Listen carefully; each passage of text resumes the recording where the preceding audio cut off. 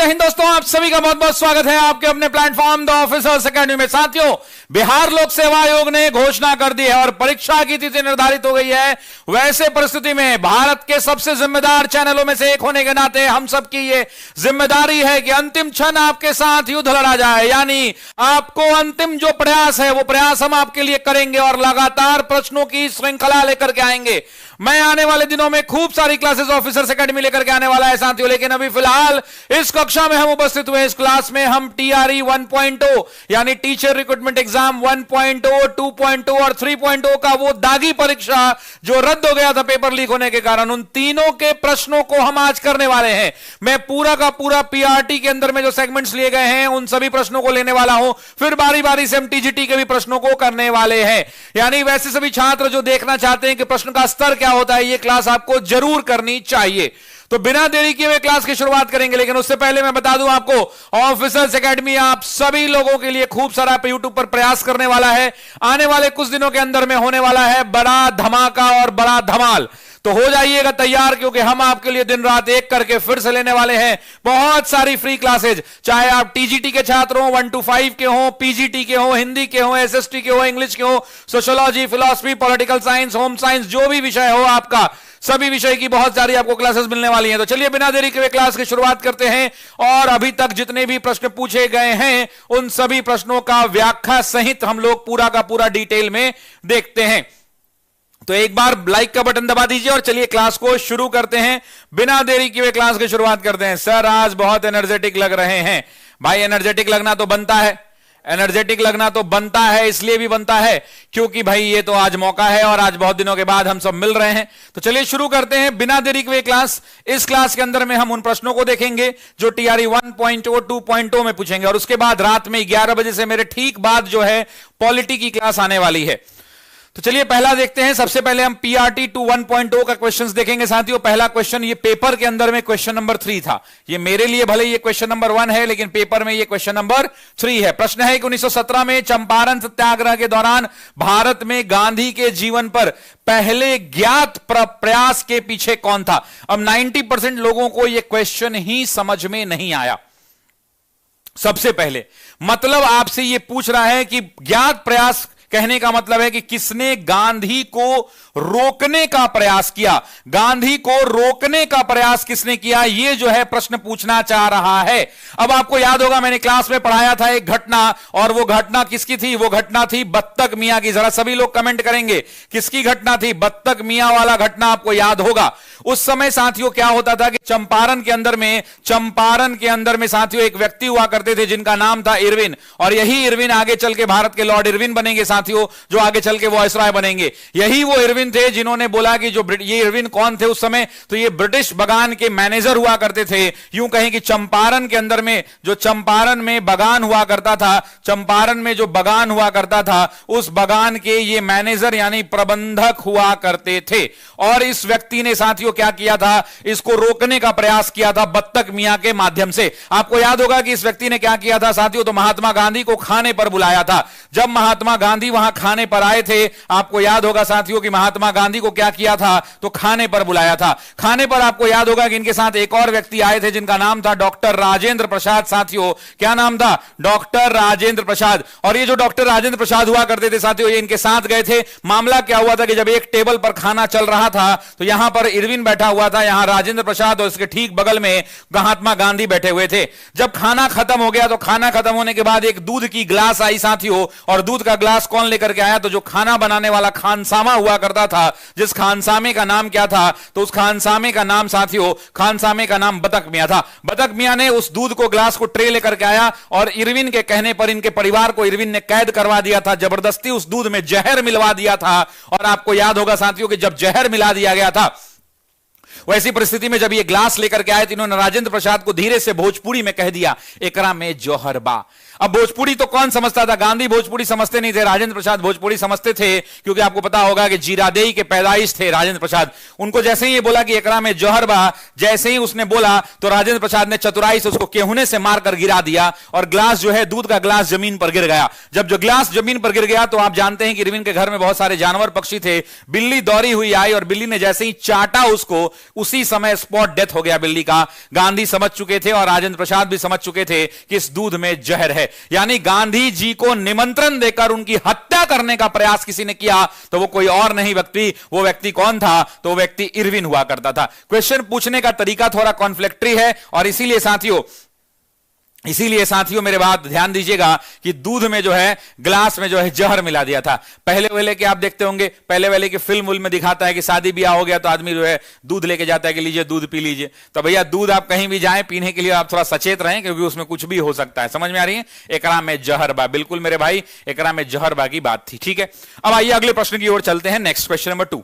ये अगला प्रश्न पीआरटी के अंदर में 1.0 का ही है। मोहम्मद बिन तुगलक के शासनकाल में भारत आए प्रसिद्ध मुस्लिम खोजकर्ता इब्न बतूता। अब इब्न बतूता आपको पता ही है क्या वो इराक था, मोरक्को था, अफगानिस्तान था। तो आप भी जानते हैं कि इब्न बतूता जो है मोरक्को के यात्री हुआ करते थे। आपको पता है कि मोहम्मद बिन तुगलक के जब सल्तनत काल की आप बात करते हैं तो सल्तनत काल के अंदर में साथियों जब आप बात करते हैं सल्तनत काल की, जब आप बात करते हैं तो सल्तनत काल के टाइम पीरियड में मोहम्मद बिन तुगलक के टाइम पीरियड में यह व्यक्ति आया इब्न बतूता।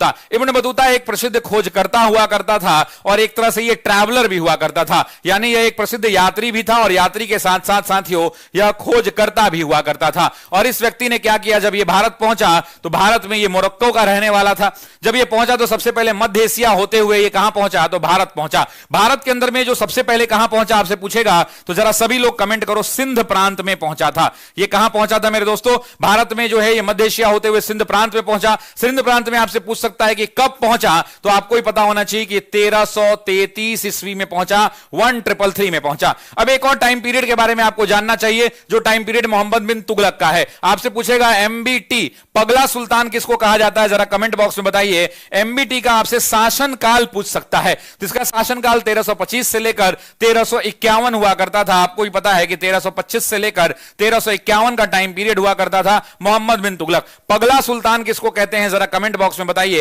मैं देखना चाहता हूं कि पगला सुल्तान किसको कहते हैं। नेक्स्ट, निम्नलिखित में से कौन सा कथन सही है? आपसे पूछ रहा है कि which of the following statement is correct. आपसे ये नहीं पूछ रहा है कि गलत कौन सा है, आपसे ये पूछ रहा है रेहला। बिल्कुल मेरे भाई रेहला, आगे पढ़ेंगे जब वो आपको आता है, रत्नेश मिश्रा सर आते हैं, अनिशेख सर आते हैं तो आपको डिटेल में बता देंगे। क्लियर है ये बात? अब आते हैं अगले प्रश्न की ओर साथियों, अगले प्रश्न की ओर आते हैं। अगला प्रश्न आपसे क्या पूछ रहा है? निम्नलिखित कथनों में से कौन सा सही है? सुभाष चंद्र बोस ने द इंडियन स्ट्रगल का लेखन किया था। अब देखिए द इंडियन स्ट्रगल के लेखक कौन हुआ करते थे? तो आपसे पूछ रहा है कि क्या द इंडियन स्ट्रगल के लेखन किसने किया था? सुभाष चंद्र बोस ने किया था। पूछ रहा है व्यक्तिगत सत्याग्रह में ब्रह्मदत्त दूसरे सत्याग्रही थे।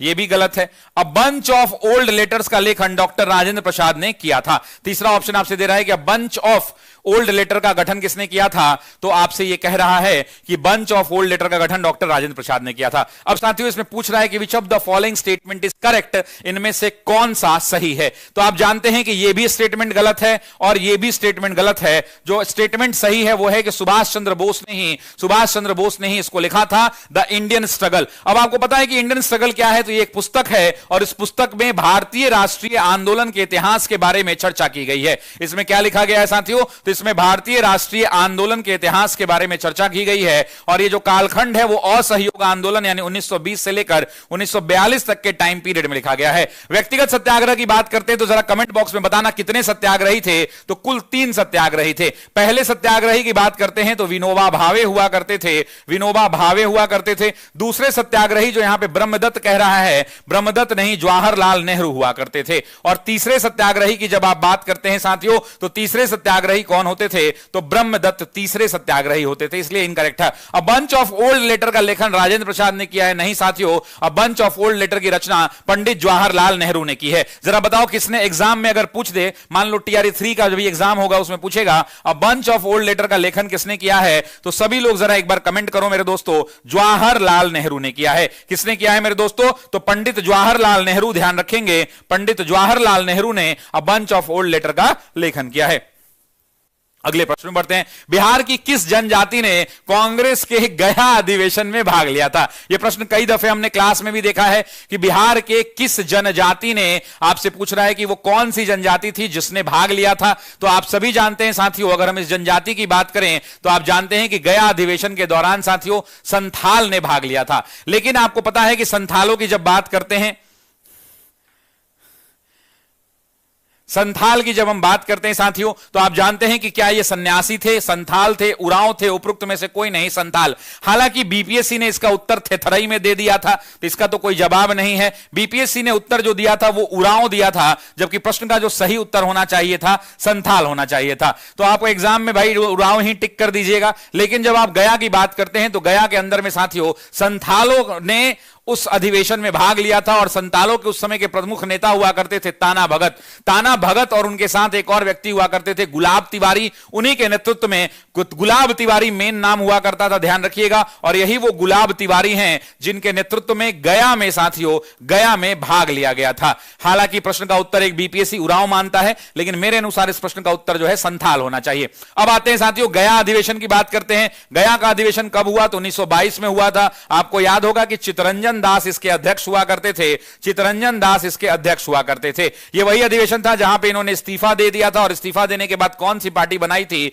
तो साथियों स्वराज पार्टी बनाया था। कौन सी पार्टी बनाई थी मेरे दोस्तों? तो स्वराज पार्टी का गठन इन्होंने किया था। प्रश्न का उत्तर मेरे हिसाब से बी जाना चाहिए, लेकिन चूंकि आयोग ने इसका उत्तर जो है क्या लिया है, तो आयोग ने इसका उत्तर उड़ाव माना है। ठीक है, बहुत लोग कह रहे हैं पीजीटी के लिए कुछ कीजिए। मेरे भाई थोड़ा पेशेंस रखिए, चाहे आप पीजीटी की बात कर लें, चाहे आप टीजीटी की बात कर लें, हर के लिए हम सोच रहे हैं, और आपको बहुत जल्द खबर मिलेगी। आप बिल्कुल चिंता मत कीजिए, ठीक है ना, बहुत जल्द आपको खबर मिलने वाली है। ठीक है, अब आइए अगला प्रश्न लेते हैं, नेक्स्ट क्वेश्चन। उससे पहले आपको बता दें कि बिहार शिक्षक का रिवीजन बैच चल रहा है, और इसमें जो मेरा क्लास आपको रिवीजन में मिलने वाला है, मैं अपनी क्लास यूट्यूब पर ही ले लूंगा। तो आप बिल्कुल चिंता मत करें, मैं यूट्यूब पर ही पूरा सिलेबस रिवाइज करा दूंगा। आप चिंता मत करें, है ना, मैं यूट्यूब पर ही मेरी क्लास आपको मिल जाएगी, पूरा सिलेबस में रिवाइज करा दूंगा। चलिए नेक्स्ट, निम्नलिखित युग्मों से कौन सही सुमेलित नहीं है? आपसे कह रहा है which of the following is not correctly matched. क्या पूछ रहा है? Which of the following is not correctly matched. तब आपसे कह रहे हैं कि इंडियन स्पेक्टेटर, क्या ये सुरेंद्र नाथ बैनर्जी की है? अब आपको बताना है कि क्या ये सही है या गलत है। यंग इंडिया महात्मा गांधी की है, सही है या गलत है। एडवोकेट ऑफ इंडिया दादा भाई नौरोजी की है, सही है या गलत है। अब आप दो तीन चीज समझ लीजिए, एडवोकेट ऑफ इंडिया दादा भाई नौरोजी की नहीं है साथियों, ये दोनों के दोनों गलत हैं। आपको एक बात तो याद होगा, मान लो कि इन तीनों में से कुछ नहीं आता है, तो आपको ये तो पता है ना कि ये तो सही है भाई। यंग इंडिया के कौन थे भाई? महात्मा गांधी थे, सबको पता है। अब देखो इंडियन स्पेक्टेटर की अगर आप बात करेंगे तो इंडियन स्पेक्टेटर सुरेंद्र नाथ बैनर्जी की नहीं हुआ करती थी, वैलेंटाइन चिरॉल की हुआ करती थी। आपको याद होगा कि इंडियन स्पेक्टेटर किसकी पुस्तक है साथियों? तो वैलेंटाइन चिरॉल की हुआ करती थी, इस बात को ध्यान रखिएगा। उसके अलावा अगर बात करें तो ये क्या हो गया भाई? ये कट गया, यानी ये गलत उत्तर है। उसके बाद आपसे एडवोकेट ऑफ इंडिया, ये भी गलत है। Advocate of India Durga Das बाबू की हुआ करती थी। ये किताब किसकी हुआ करती थी? दुर्गा दास बसु की किताब हुआ करती थी। तो आप जानते हैं कि इस पुस्तक के लेखक कौन थे? तो इस पुस्तक के लेखक साथियों दुर्गा दास बसु हुआ करते थे। इसलिए ये भी उत्तर क्या हो गया? गलत हो गया। जब ये दोनों गलत हो गया, 1 और 3 दोनों गलत हो गया, तो आंसर क्या हो जाएगा? उपरोक्त में से एक से अधिक। इसलिए इस प्रश्न का जो सही उत्तर हो जाएगा साथियों, वो डी विकल्प हो जाएगा, डी विकल्प हो जाएगा। नेक्स्ट, 1938 में किसकी अध्यक्षता में नेशनल प्लानिंग कमेटी, आप भी जानते हैं कि नेशनल प्लानिंग कमेटी जिसको आप राष्ट्रीय योजना समिति कहते हैं, इसकी स्थापना किसके कहने पर की गई थी? अब आप बताइए कि किसकी अध्यक्षता में की गई थी? जवाहरलाल नेहरू, सुभाष चंद्र बोस, डॉक्टर राजेंद्र प्रसाद, उपरोक्त में से एक से अधिक या उपरोक्त में से कोई नहीं। तो प्रश्न का जो सही उत्तर हो जाएगा वो हो जाएगा जवाहरलाल नेहरू। अब आपको कंफ्यूज नहीं होना है साथियों, इस प्रश्न का जो सही उत्तर हो जाएगा जवाहरलाल नेहरू। मैंने कई मौके पर ऐसे बताए हैं, जैसे आपको दो तीन चीज समझना होगा। सबसे पहले आपको याद होगा कि 1931 के अंदर में फंडामेंटल राइट्स जिसको कहते हैं, यानी मूल अधिकार साथियों जिसको कहते हैं, मूल अधिकार का भी जब प्रस्ताव लाया गया था तो उसकी अध्यक्षता नेहरू ने की थी। ठीक उसी प्रकार से साथियों राष्ट्रीय योजना समिति की जब आप बात करते हैं, राष्ट्रीय योजना की जब बात करते हैं कि राष्ट्रीय योजना समिति, तो याद रखना मेरे दोस्तों राष्ट्रीय योजना समिति की भी अध्यक्षता जवाहरलाल नेहरू ने की थी। हालांकि एग्जाम में कंफ्यूज करवाएगा, 1938 के अंदर में जो अधिवेशन हुआ था साथियों, उस अधिवेशन की अध्यक्षता किसने की थी? तो आप सभी कहेंगे साथियों कि उस अधिवेशन की अध्यक्षता सुभाष चंद्र बोस ने किया था, सुभाष चंद्र बोस ने किया था। इसलिए कंफ्यूज नहीं होना है, प्रश्न का जो सही उत्तर हो जाएगा वो जवाहरलाल नेहरू हो जाएगा। Next, Mahatma Gandhi and Bihar some renaissance पुस्तक के लेखक कौन थे? यह क्वेश्चन काफी ज्यादा जब टीआरई 1 में आया था तो सब लोग गूगल खोजना शुरू कर दिए थे। हालांकि इस प्रश्न का जो सही उत्तर था वो डॉक्टर राजेंद्र प्रसाद हुआ करता था। डॉक्टर राजेंद्र प्रसाद ने इस किताब को लिखा था, तो इसमें कुछ भी नहीं है, सभी लोग रट लीजिए। Mahatma Gandhi and Bihar some reminiscences की पुस्तक के लेखक कौन थे? तो ये हुआ करते थे हमारे प्रथम राष्ट्रपति डॉक्टर राजेंद्र प्रसाद। सत्याग्रह एट चंपारण भी इन्हीं की किताब हुआ करती थी। जरा बताइए कि सत्याग्रह सत्याग्रह एट चंपारण, सत्याग्रह एट चंपारण आपसे पूछेगा कि किसकी किताब थी, तो सत्याग्रह एट चंपारण जो है साथियों इन्हीं की किताब हुआ करती थी। उसके अलावा अगर हम बात करें तो जरा मुझे कोई बता सकता है कि डॉक्टर राजेंद्र प्रसाद की जीवनी का नाम क्या है, इनकी जो ऑटोबायोग्राफी है उसका नाम क्या है, जरा कमेंट बॉक्स में बताइए। नेक्स्ट, किस आंदोलन के प्रभाव में आकर बिहार के लोगों ने चौकीदारी कर देने से इनकार कर दिया था? क्या वो भारत छोड़ो आंदोलन हुआ करता था, सविनय अवज्ञा आंदोलन हुआ करता था, असहयोग आंदोलन, या उपरोक्त में से एक से अधिक, या उपरोक्त में से कोई नहीं? मैंने आपको क्लास में ही बताया था साथियों कि जब हम बात करते हैं सविनय अवज्ञा आंदोलन की साथियों, तो अप्रैल 1930 के अंदर में यह व्यवस्था हुआ था। इस व्यवस्था के अंदर में आपको पता है कि भारत बिहार के अंदर में सविनय अवज्ञा आंदोलन इस प्रश्न का सही हो जाएगा। चौकीदारी कर का मतलब क्या हुआ? जैसे आप मान लीजिए कि आपके गांव का कोई चौकीदार है, तो आप उसको क्या देते हो? पैसा देते हो कि भाई मेरी चौकीदारी करो, महीना का 50 रुपया, 100 रुपया, 10 रुपया, 20 रुपया देते हैं या नहीं देते हैं? देते हैं।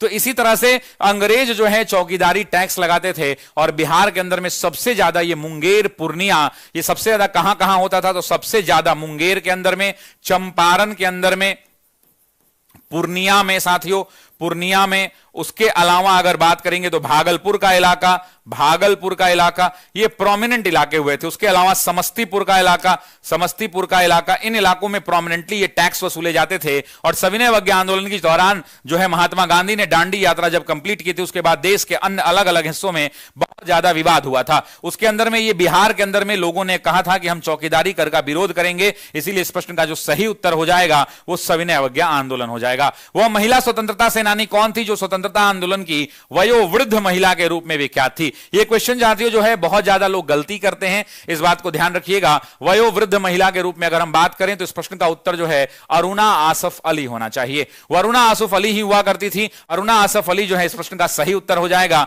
सबसे पहले इसके नाम में कंफ्यूज नहीं है, ये एक महिला हुआ करती थी। इन्हें जो है हम किस नाम से जानते थे? तो grand old lady of India के नाम से जानते हैं। किस नाम से जानते हैं?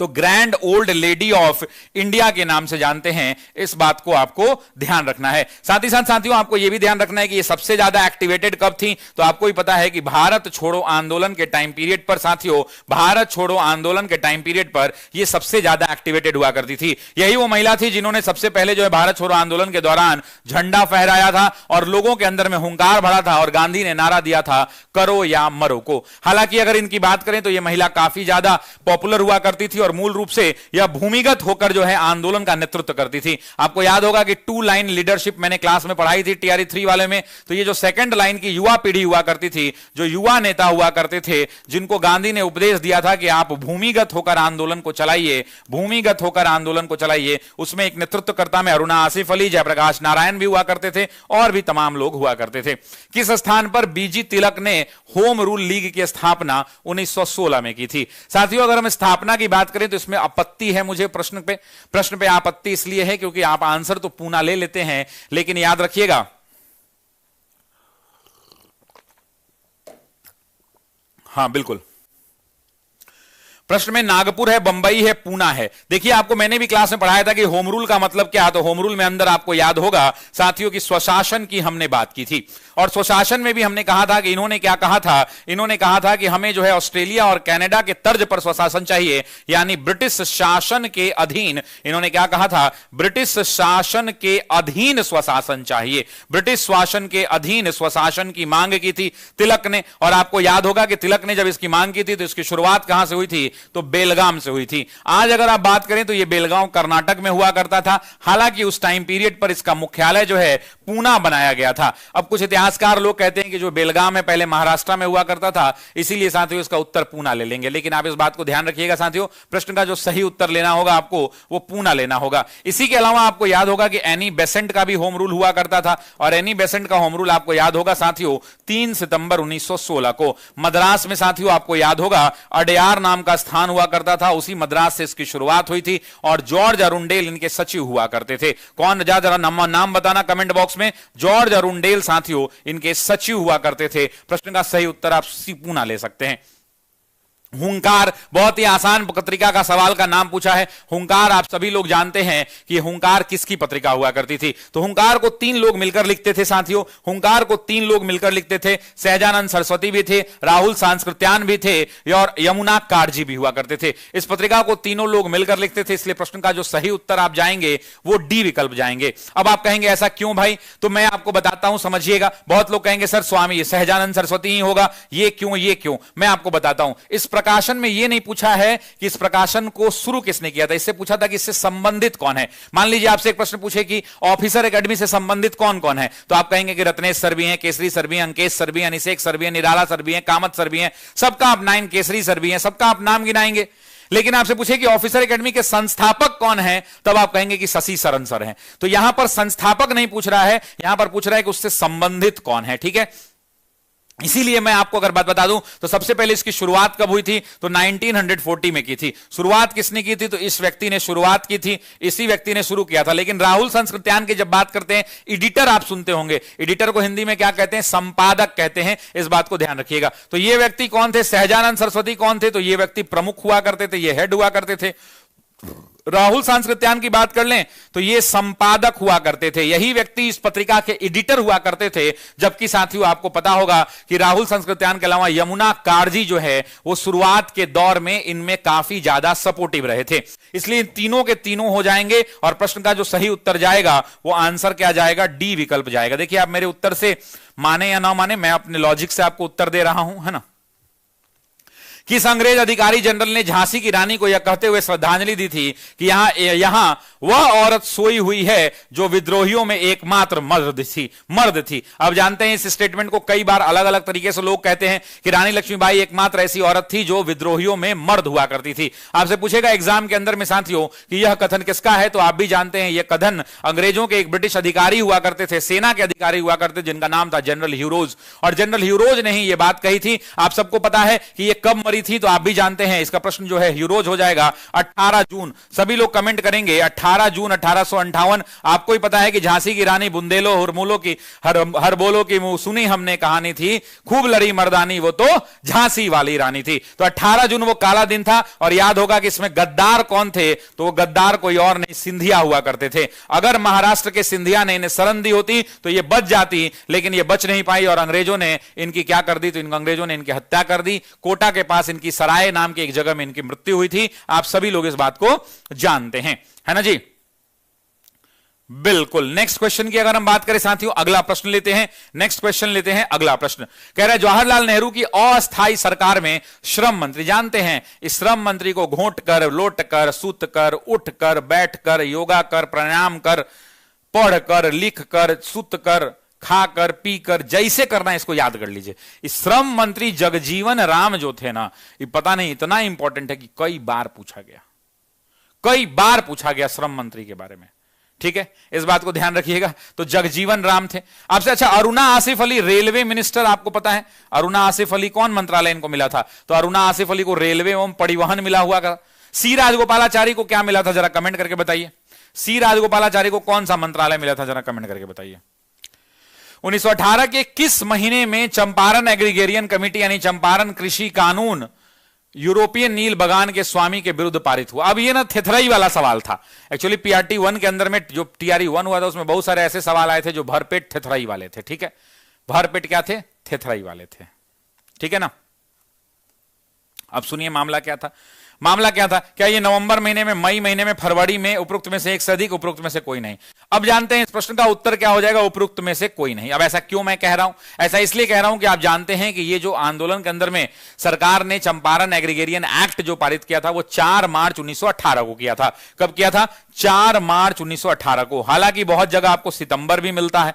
अब ना इसमें मार्च का महीना है और ना ही सितंबर का महीना है, इसलिए प्रश्न का उत्तर क्या हो जाएगा, ई विकल्प चला जाएगा। नेक्स्ट, मॉन्टेस्क्यू ने सरकार के अंतर्गत विधायिका, कार्यपालिका और न्यायपालिका के मध्य शक्तियों का विभाजन निम्नलिखित में से अपनी किस पुस्तक में, ये तो इंडियन पॉलिटी का क्वेश्चन है, हिस्ट्री के अंदर में आ गया है, लेकिन ये क्वेश्चन किसका है, तो ये जो है भैया इंडियन पॉलिटी का क्वेश्चन है। और प्रश्न का सही उत्तर क्या हो जाएगा, आपसे पूछ रहा है कि मॉन्टेस्क्यू ने सरकार के अंतर्गत विधायिका, कार्यपालिका और न्यायपालिका के मध्य शक्तियों का विभाजन निम्नलिखित में से निम्नलिखित में से अपनी किस पुस्तक में प्रस्तावित किया था? क्या वो लेटर पर्सनेज था, माई थॉट्स था, the spirit of the laws था? यही इस प्रश्न का सही उत्तर हो जाएगा। हमको भी किताब के बारे में नहीं पता था, है ना। जब एग्जाम में क्वेश्चन आया तो हम भी टेंशन में आ गए, क्या पूछ दिया, लेकिन बाद में मालूम चला कि ना ठीक है, चलो कोई बात नहीं, चलो सही है, पूछ तो दिया ना। लेकिन ये एग्जाम में रट लीजिएगा, इसका कोई माई बाप नहीं है, ठीक है। नेक्स्ट कह रहा है, निम्नलिखित में से ब्रिटिश शासन के दौरान भारतवर्ष के अंतर्गत निर्विनीकरण का मुख्य कारण कौन सा था? विस्तारित खेती की मांग को पूरा करने के लिए भूमि को उन्नत करना। अब भूमि को क्यों उन्नत करेगा भाई? भूमि को क्यों उन्नत करेगा? दूसरा, नियोजित वनों की मांग नहीं, रेलवे के मार्गों पर तख्तों की मांग। ये एनसीईआरटी का लाइन है मेरे दोस्तों।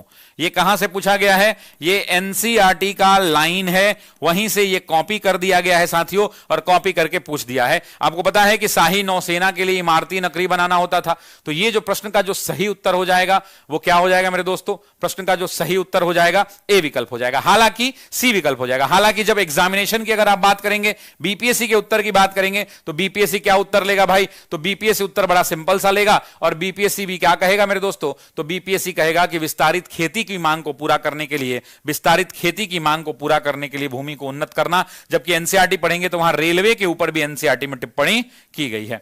आप जानते हैं कि बिहार के अंदर में शायद ही कोई सरकारी स्कूल बच गया है जहां,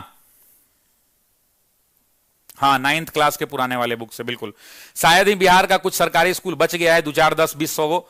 हम चाहते हैं कि उस 100-200 जो स्कूल बच गया है उसमें इस बार आप लोग जो रिजल्ट लेकर चले जाएं और वहां नौकरी करें, क्योंकि हमने भी ठाना है कि बिहार के हर सरकारी स्कूल में शिक्षक को पहुंचाना है, और ऑफिसर्स एकेडमी के छात्र ही वहां शिक्षक बनेंगे। तो जरा मुझे कमेंट करके बताइए कि आप शिक्षक इस बार बन रहे हैं कि नहीं, यस और नो, जुनून है कि नहीं है, जरा कमेंट करके बताइए। जरा कमेंट बॉक्स में लिखिए yes sir I will get selected. आपका इस बार सिलेक्शन हो रहा है कि नहीं हो रहा है, बस इतना मुझे बता दीजिए। कमेंट बॉक्स के अंदर बता दीजिए कि आपका सिलेक्शन हो रहा है या नहीं हो रहा है, बस हमको इतना ही सुनना है, इससे ज्यादा कुछ नहीं सुनना है, ठीक है। चलिए अगला प्रश्न लेते हैं। अगला एक, निम्नलिखित आंदोलन में से किसका सरदार वल्लभ भाई पटेल के द्वारा नेतृत्व किया गया और वो सफल रहा? तो पहले ही ऑप्शन में दिख रहा है, बारदोली सत्याग्रह गुजरात के अंदर में, आपको याद होगा सरदार वल्लभ भाई पटेल की अध्यक्षता में हुआ था। बारदोली का सत्याग्रह कब हुआ था? तो आप भी जानते होंगे 1928 में। मामला क्या था? तो आपको भी याद होगा, किसानों से संबंधित यह आंदोलन हुआ करता था। कई बार ये एग्जाम में पूछ चुका है। बारदोली जब हुआ करता था तो वहां पे क्या था? तो वहां पे यही था कि भाई 30% टैक्स में क्या कर दिया गया? इंक्रीज कर दिया गया था। और आपको बात पता होगा कि इसी आंदोलन के बाद क्या हुआ था? तो इसी आंदोलन के बाद पटेल को किसकी उपाधि मिली थी? तो सरदार की उपाधि मिली थी, सरदार की उपाधि मिली थी। आपसे पूछता है कि सरदार की उपाधि किसने दी थी? तो बारदोली के अंदर में जो महिलाएं हुआ करती थी, उन बारदोली की महिलाओं ने जो है सरदार पटेल को क्या उपाधि दिया था? तो सरदार की उपाधि दी थी। नेक्स्ट, भारत और 1929 में प्रारंभ हुई महामंदी के संदर्भ में निम्नलिखित में से कौन सा कथन सही है? अब महामंदी के बारे में पूछ रहा है, इकोनॉमिक्स वाले इसका ज्यादा अच्छा उत्तर देते, हालांकि मेरे सामने यह प्रश्न आ गया है तो मैं आपको बता ही देता हूं, ठीक है।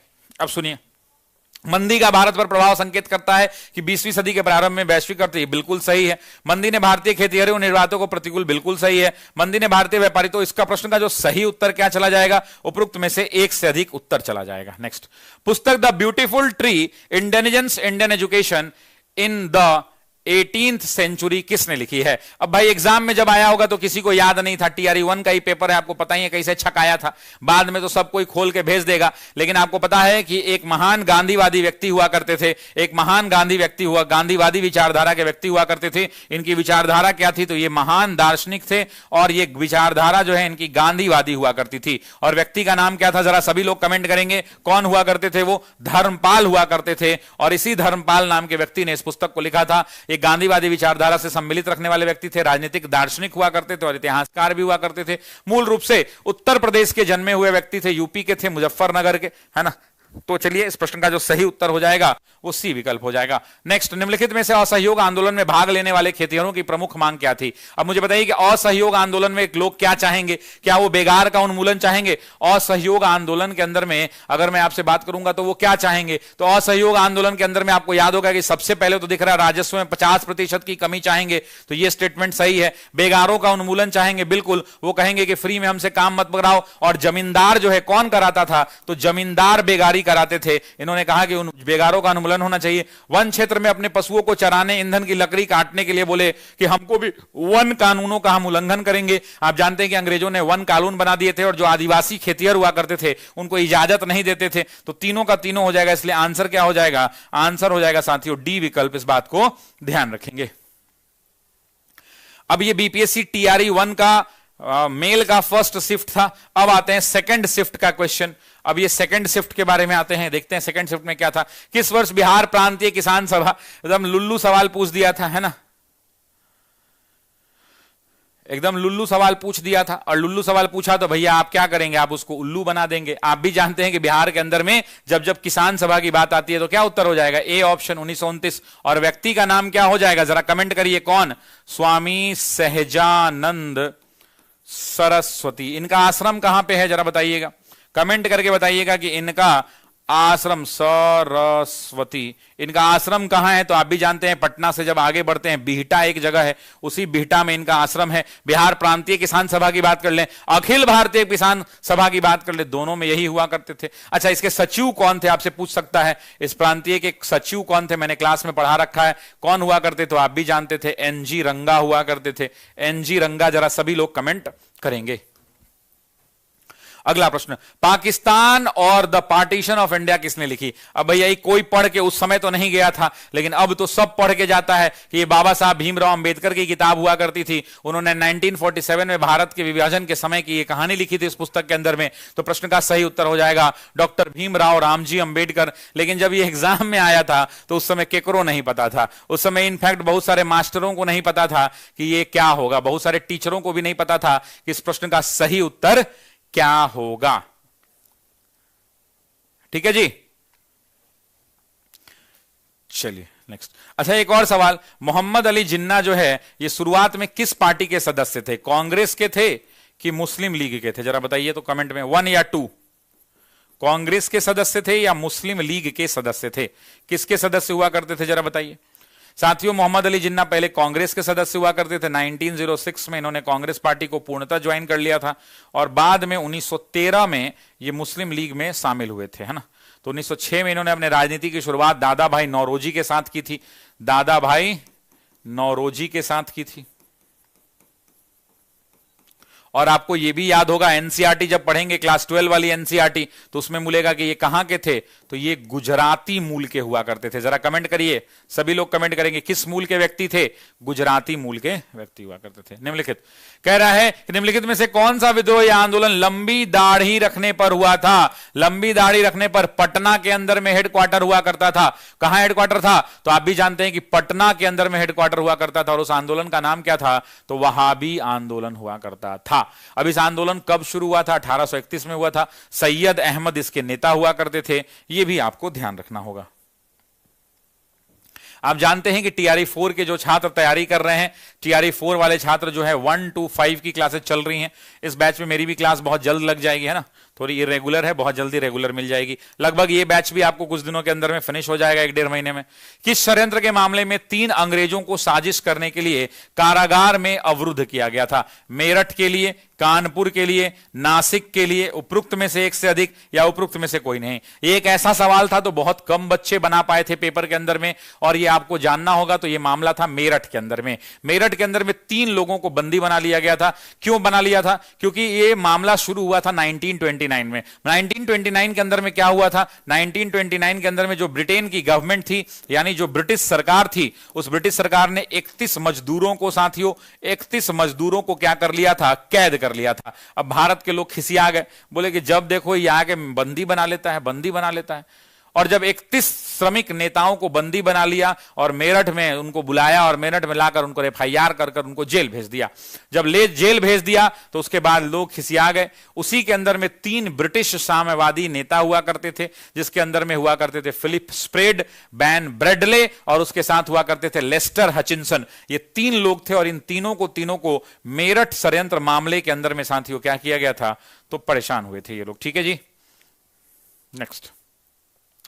पूना पैक्ट का उद्देश्य क्या था? दलित वर्ग का राजनीतिक प्रतिनिधित्व, भारतीय राष्ट्रीय कांग्रेस में महिलाओं का प्रतिनिधित्व, रियासतों के साथ संघ का निर्माण। अब आपको याद होगा कि गांधी जी जेल में रहते कह दिए थे कि अगर नहीं हमारी बात मानोगे तो हम जीते जी मर जाएंगे, मतलब हम तब तक नहीं उठेंगे जब तक हम मरिए ना जाएं। तो आपको याद होगा साथियों, पूना पैक्ट का उद्देश्य क्या था? तो दलित वर्ग के राजनीतिक प्रतिनिधित्व को लेकर के था, है ना। ये वो लड़का कुछ कमेंट कर रहा है। क्वेश्चन चंदन इडू मेसन लिख रहे हैं क्वेश्चन पूरा नहीं दिख रहा है और बुल्लू बुल्लू एगो फोटो बना दिया है। इस ससुरा को जो है ना बुल्लू बुल्लू टाई इसके गर्दन में बांध के इसको ब्रेंच पर कान पकड़ के खड़ा करा दो, है ना, समझ ही गए। उसके बाद मुर्गा बना दो इसको। ससुरा को दिख नहीं रहा है बोका कहीं का। दिन भर रील देखने में इंटरनेट खर्चा कर दिया है। अब इंटरनेट बाबू, अगर तुम रील देखने में खर्चा कर दोगे भोजपुरी के अश्लील गानों को, तो तुम क्या करोगे बोलो? क्या करोगे तुम ही बताओ? कुछ नहीं कर पाओगे, है ना। प्रश्न का सही उत्तर ए हो जाएगा। आपको याद होगा कि महात्मा गांधी को जब आपको पता है कि सांप्रदायिक पंचाट जारी किया गया था, कॉम्युनल अवार्ड उसको कहते हैं, बहुत डिटेल डिस्कशन नहीं लेंगे क्योंकि ये प्रीवियस ईयर क्वेश्चन है। सांप्रदायिक पंचाट जारी किया गया था, कब जारी किया गया? 16 अगस्त 1932 को। जब ये 16 अगस्त 1932 को चालू किया गया, गांधी को ये कब पता चला? गांधी को ये पता चला 19 अगस्त को। जब 19 अगस्त को गांधी पुणे के यरवड़ा जेल में थे, जब उन्हें पता चला कि मुसलमानों को नहीं दलितों को पृथक निर्वाचन दे दिया गया है, दलित को क्या दिया गया है? पृथक निर्वाचन दे दिया गया है। अब गांधी इस बात का विरोध करने लगे और जेल के अंदर में ही उन्होंने धमकी दी। 20 अगस्त को धमकी दी और 20 अगस्त को कहा कि 30 दिनों के अंदर में अगर यह फैसला वापस नहीं लिया तो मैं आमरण अनशन करूंगा। लोगों ने इनकी बात को बहुत हल्के में ले लिया और लोग आए गांधी जी क्या करेंगे, आमरण अनशन करेंगे, देख लिया जाएगा। जैसे ही 30 दिन बीता तो 20 सितंबर को गांधी ने आमरण अनशन करना शुरू किया। सबकी हालत खराब हो गई। अंततः 24 सितंबर को बात शुरू हुआ और अंततः 26 सितंबर को दोनों के बीच में पैक्ट भी क्या हो गया? साइन हो गया। तो प्रश्न का सही उत्तर ए विकल्प हो जाएगा। नेक्स्ट, प्रथम अखिल भारतीय कांग्रेस समाजवादी सम्मेलन कहां हुआ था? आप भी जानते हैं पटना के अंदर में हुआ था। यह क्वेश्चन कई बार पूछा गया है मेरे दोस्तों, कई बार पूछा गया है कि प्रथम अखिल भारतीय समाजवादी सम्मेलन कहां हुआ था? तो 1934 के अंदर में हुआ था। और मैं अगर आपसे पूछूं कि इसके अध्यक्ष कौन हुआ करते थे उस टाइम पीरियड पर, तो आप कहेंगे आचार्य नरेंद्र देव। कौन हुआ करते थे? आचार्य नरेंद्र देव हुआ करते थे। इस बात को ध्यान रखिएगा। मुजफ्फरपुर के अंदर में एक बम कांड हुआ था, जरा कमेंट करके बताइएगा सभी लोग कमेंट करके बताइएगा कौन से वर्ष में हुआ था बम कांड। 2 लोग कौन कौन थे जरा वो भी बताइएगा। इसके अंदर में 2 लोग कौन कौन थे जरा वो भी कमेंट करके बताइएगा। खुदीराम बोस और उनके साथ कौन थे? तो प्रफुल्ल चाकी हुआ करते थे। कौन हुआ करते थे? प्रफुल्ल चाकी हुआ करते थे। ठीक है ji. Next, biography of Kunwar Singh and Amar Singh के लेखक कौन है? कलिंकर दत्त हुआ करते थे, के दत्ता के नाम से आप जानते हैं। बायोग्राफी ऑफ ये एग्जाम में किसी से बना नहीं था। यहां आके ज्ञान देखिए, वो बात समझ लीजिए, यूट्यूब पर आके ज्ञान दे देना कि क्वेश्चन बहुत आसान था। क्वेश्चन बहुत आसान कहना बहुत आसान है, लेकिन जानते हैं जब एग्जामिनेशन हॉल के अंदर में बैठिएगा ना तो आसानों क्वेश्चन ना भारी लगता है। तो बाहर में जब निकलिएगा तो लोग पूछते हैं कैसा प्रश्न था? प्रश्न तो बहुत आसान था, कटअप बहुत हाई जाएगा। अरे बोका, बाहर में सब क्वेश्चन आसान लगता है। सही बोल रहे हैं कि नहीं बोल रहे हैं? यस और नो। सही बोल रहे हैं कि नहीं बोल रहे हैं जरा बताइए मुझे, यस और नो। सही बात है कि नहीं कि बाहर में सब क्वेश्चन आसान लगता है कि नहीं लगता है?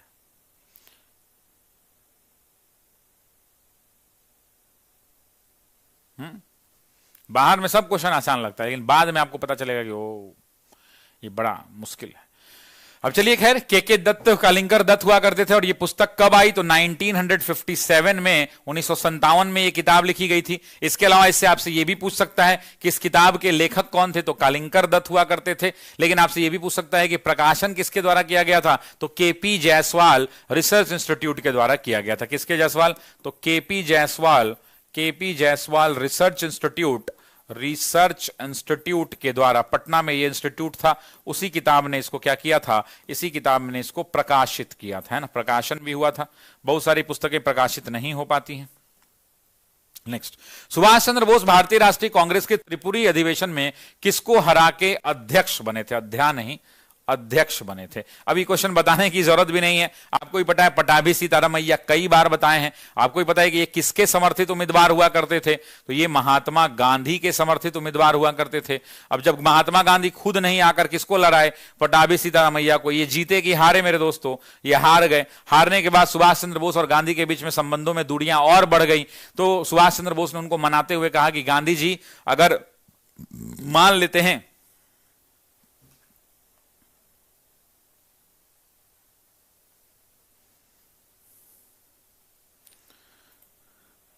अच्छा, मेरा एक मन हो रहा है, कुछ बताएं क्या? हम सोच रहे हैं कि YouTube पर NCERT 6 से लेकर 12 तक चैप्टर वाइज विभिन्न स्रोतों से चुनकर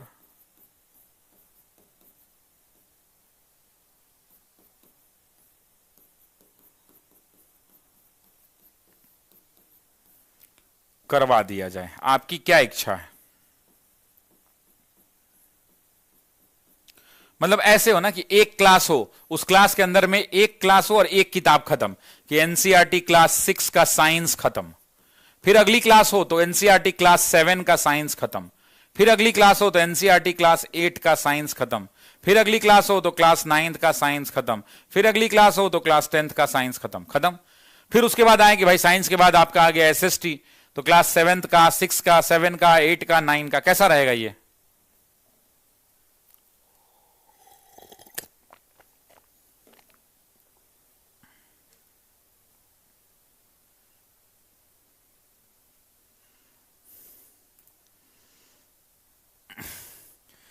सारे ऑफलाइन वाले ही स्कूल में, सारे ऑफलाइन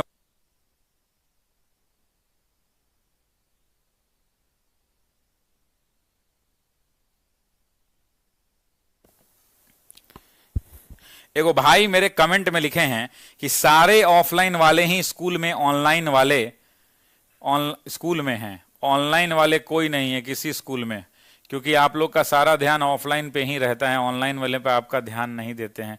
फीस कम, अरे भाई सुनो, फीस के लिए ऑफिसर एकेडमी पर जो थूकोगे ना, कैसे कहते हैं कि फीस के लिए अगर तुम ऑफिसर एकेडमी को बोलोगे कि ऑफिसर एकेडमी कम फीस लेके नहीं पढ़ाता है, तो ये बात कहना आसमान में ऐसे थूकना दोनों बराबर है। समझ ही गए होगे? आसमान में जब थूकोगे तो कहां गिरता है? अपने मुंह पर गिर जाता है। कोई माई का लाल पैदा नहीं हुआ है, ये शब्द शिक्षक के नहीं है, ये शब्द गुस्से में मैं बोल रहा हूं। कोई माई का लाल पैदा नहीं हुआ है भारत में जो 2 रुपए के रिवीजन बैच में इतना मेहनत करता हो, 200 घंटा क्लास देता हो। और मैं तो कहता हूं कि मेरे पिताजी भी मेरे लिए नहीं कर पाते। अगर मेरे बापूजी अगर शिक्षक होते और उनको अपने बेटा को पढ़ाना होता ना, तो 2 रुपया के मजदूरी में वो 200 घंटा का एमसीक्यू तुमको खड़ा होकर रिवीजन नहीं कराते। बाकी बात जो छोड़ दो। तो ऐसे लोगों पे शर्म आती है जो ऐसे लोग इस बात को कहते हैं, है ना। जितना ऑनलाइन वाले पर ध्यान दिया जाता है, मैं भारत के किसी भी इंस्टीट्यूट में दावा करता हूं कि हम जितना प्रयास करने का प्रयास करते हैं शायद ही कोई करता होगा। हमारी क्या बात करोगे यार? और कौन स्कूल में ऑनलाइन वाला बच्चा नहीं है? ऑफलाइन वाला पे हम खाली ध्यान देते हैं, ऑफलाइन पे ध्यान देते हैं वो अलग बात है, लेकिन इस बात को याद रखना कि ऑनलाइन पे हमारा बहुत ध्यान है। ऑफिसर एकेडमी लाखों लोगों को पढ़ाता है, और लाखों लोगों को पढ़ाता है तो सबका तो सिलेक्शन हो नहीं जाएगा, लेकिन सबसे ज्यादा सिलेक्शन ऑफिसर एकेडमी का होता है। इसमें कोई दावा और इधर नहीं है, वो जाके खुद पता कर लेना मेरे भाई, ठीक है।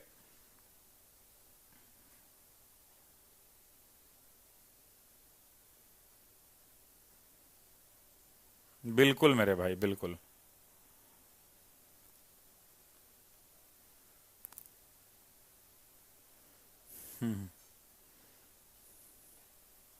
चलिए कोई नहीं, नेक्स्ट।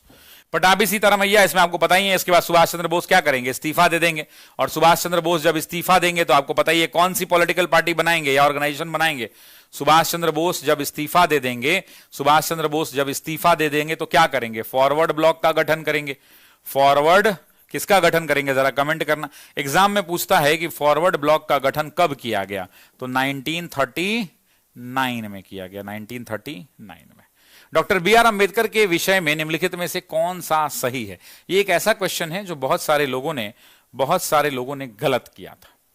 ये एक ऐसा क्वेश्चन है जो बहुत सारे लोगों ने गलत किया था। आपसे पूछ रहा है कि कौन सा सही है, तो आप भी जानते हैं साथियों कि अगर हम बात करें सबसे पहले इनके बारे में, तो पहला स्टेटमेंट कि उनका जन्म 1956 में हुआ, देहांत में हो गया, 1956 में उनका देहांत हो गया, मतलब 1956 में उनकी मृत्यु हुई थी। आप जानते हैं कि स्टेटमेंट करेक्ट है।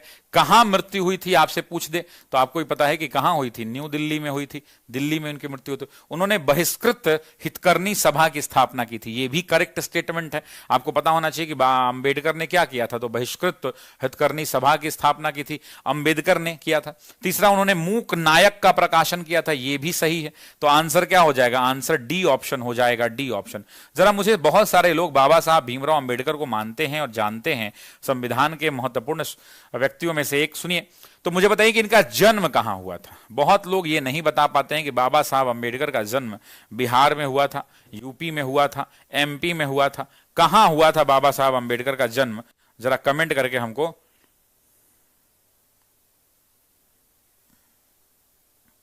जरा कमेंट करके हमको बता दीजिए, है ना, कमेंट करके हमको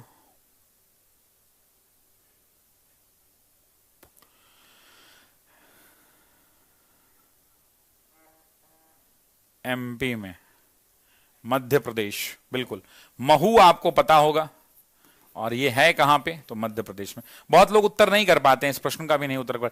कब जन्म हुआ था बताइए, 14 अप्रैल 1891 को। सभी लोग कमेंट करिए, सबको पता होना चाहिए, जिनको भी नहीं पता है याद कर लीजिए। 14 अप्रैल 1891 को जन्म हुआ था इनका। नेक्स्ट, इनमें से कौन समाचार पत्र न्यू से संबंधित थे। देखिए, अब समाचार,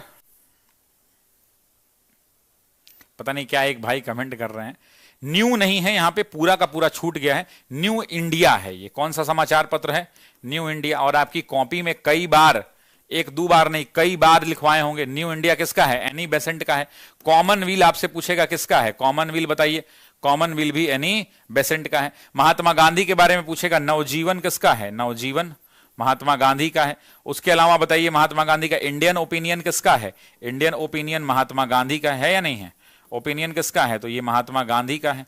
तो नवजीवन भी महात्मा गांधी का है। एनी बेसेंट की दो प्रमुख पत्रिकाएं, एक हुआ करती थी कॉमनवेल्थ और दूसरा हुआ करता था न्यू इंडिया। अब ये पत्रिका कैसी हुआ करती थी, तो ये दैनिक पत्रिका थी। आजकल ना एक चीज बड़ा ध्यान रखिएगा, रुकिए जरा, मैं ना लास्ट 1-2 सप्ताह पहले कोई एग्जाम हुआ था, मुझे एग्जाम का नाम नहीं याद है। उस एग्जाम में जानते हैं क्या पूछा, सर 3.0 के रिवीजन बैच में आपका क्लास कब होगा। स्फाक भाई, जो 2 रुपए वाला रिवीजन है उसमें लगभग सभी टीचर का क्लास हो गया है, मेरा बचा हुआ है। तो मैंने क्या तय किया है ना, कि बहुत लोग ऐसे हैं जो वो 2 रुपया नहीं देके खरीद पाए होंगे, तो मैंने सोचा है कि मैं यूट्यूब पर एक संपूर्ण सीरीज लेकर के आऊंगा, ठीक है ना। मैं क्या करूंगा, यूट्यूब पर एक संपूर्ण लेकर के आऊंगा। उस संपूर्ण में पूरा 6 से 8 घंटे की क्लास होगी, और 6 से 8 घंटे की इस क्लास में पूरा सिलेबस का रिवीजन करवा दूंगा, ठीक है ना। इसलिए उस रिवीजन बैच में मेरी क्लास नहीं मिलेगी आपको, लेकिन मिलेगी मेरी क्लास। मैं चाह रहा हूं कि सभी लोगों को इसका लाभ मिल जाए। बहुत सारे बच्चे कह रहे थे कि ऐप पर डेटा ज्यादा खर्चा हो जा रहा है गुरुजी, तो मैंने कहा ठीक है, तो मैं संपूर्ण श्रृंखला की मदद से आपको क्या करूंगा, तो ये चीजें करवा दूंगा, ठीक है।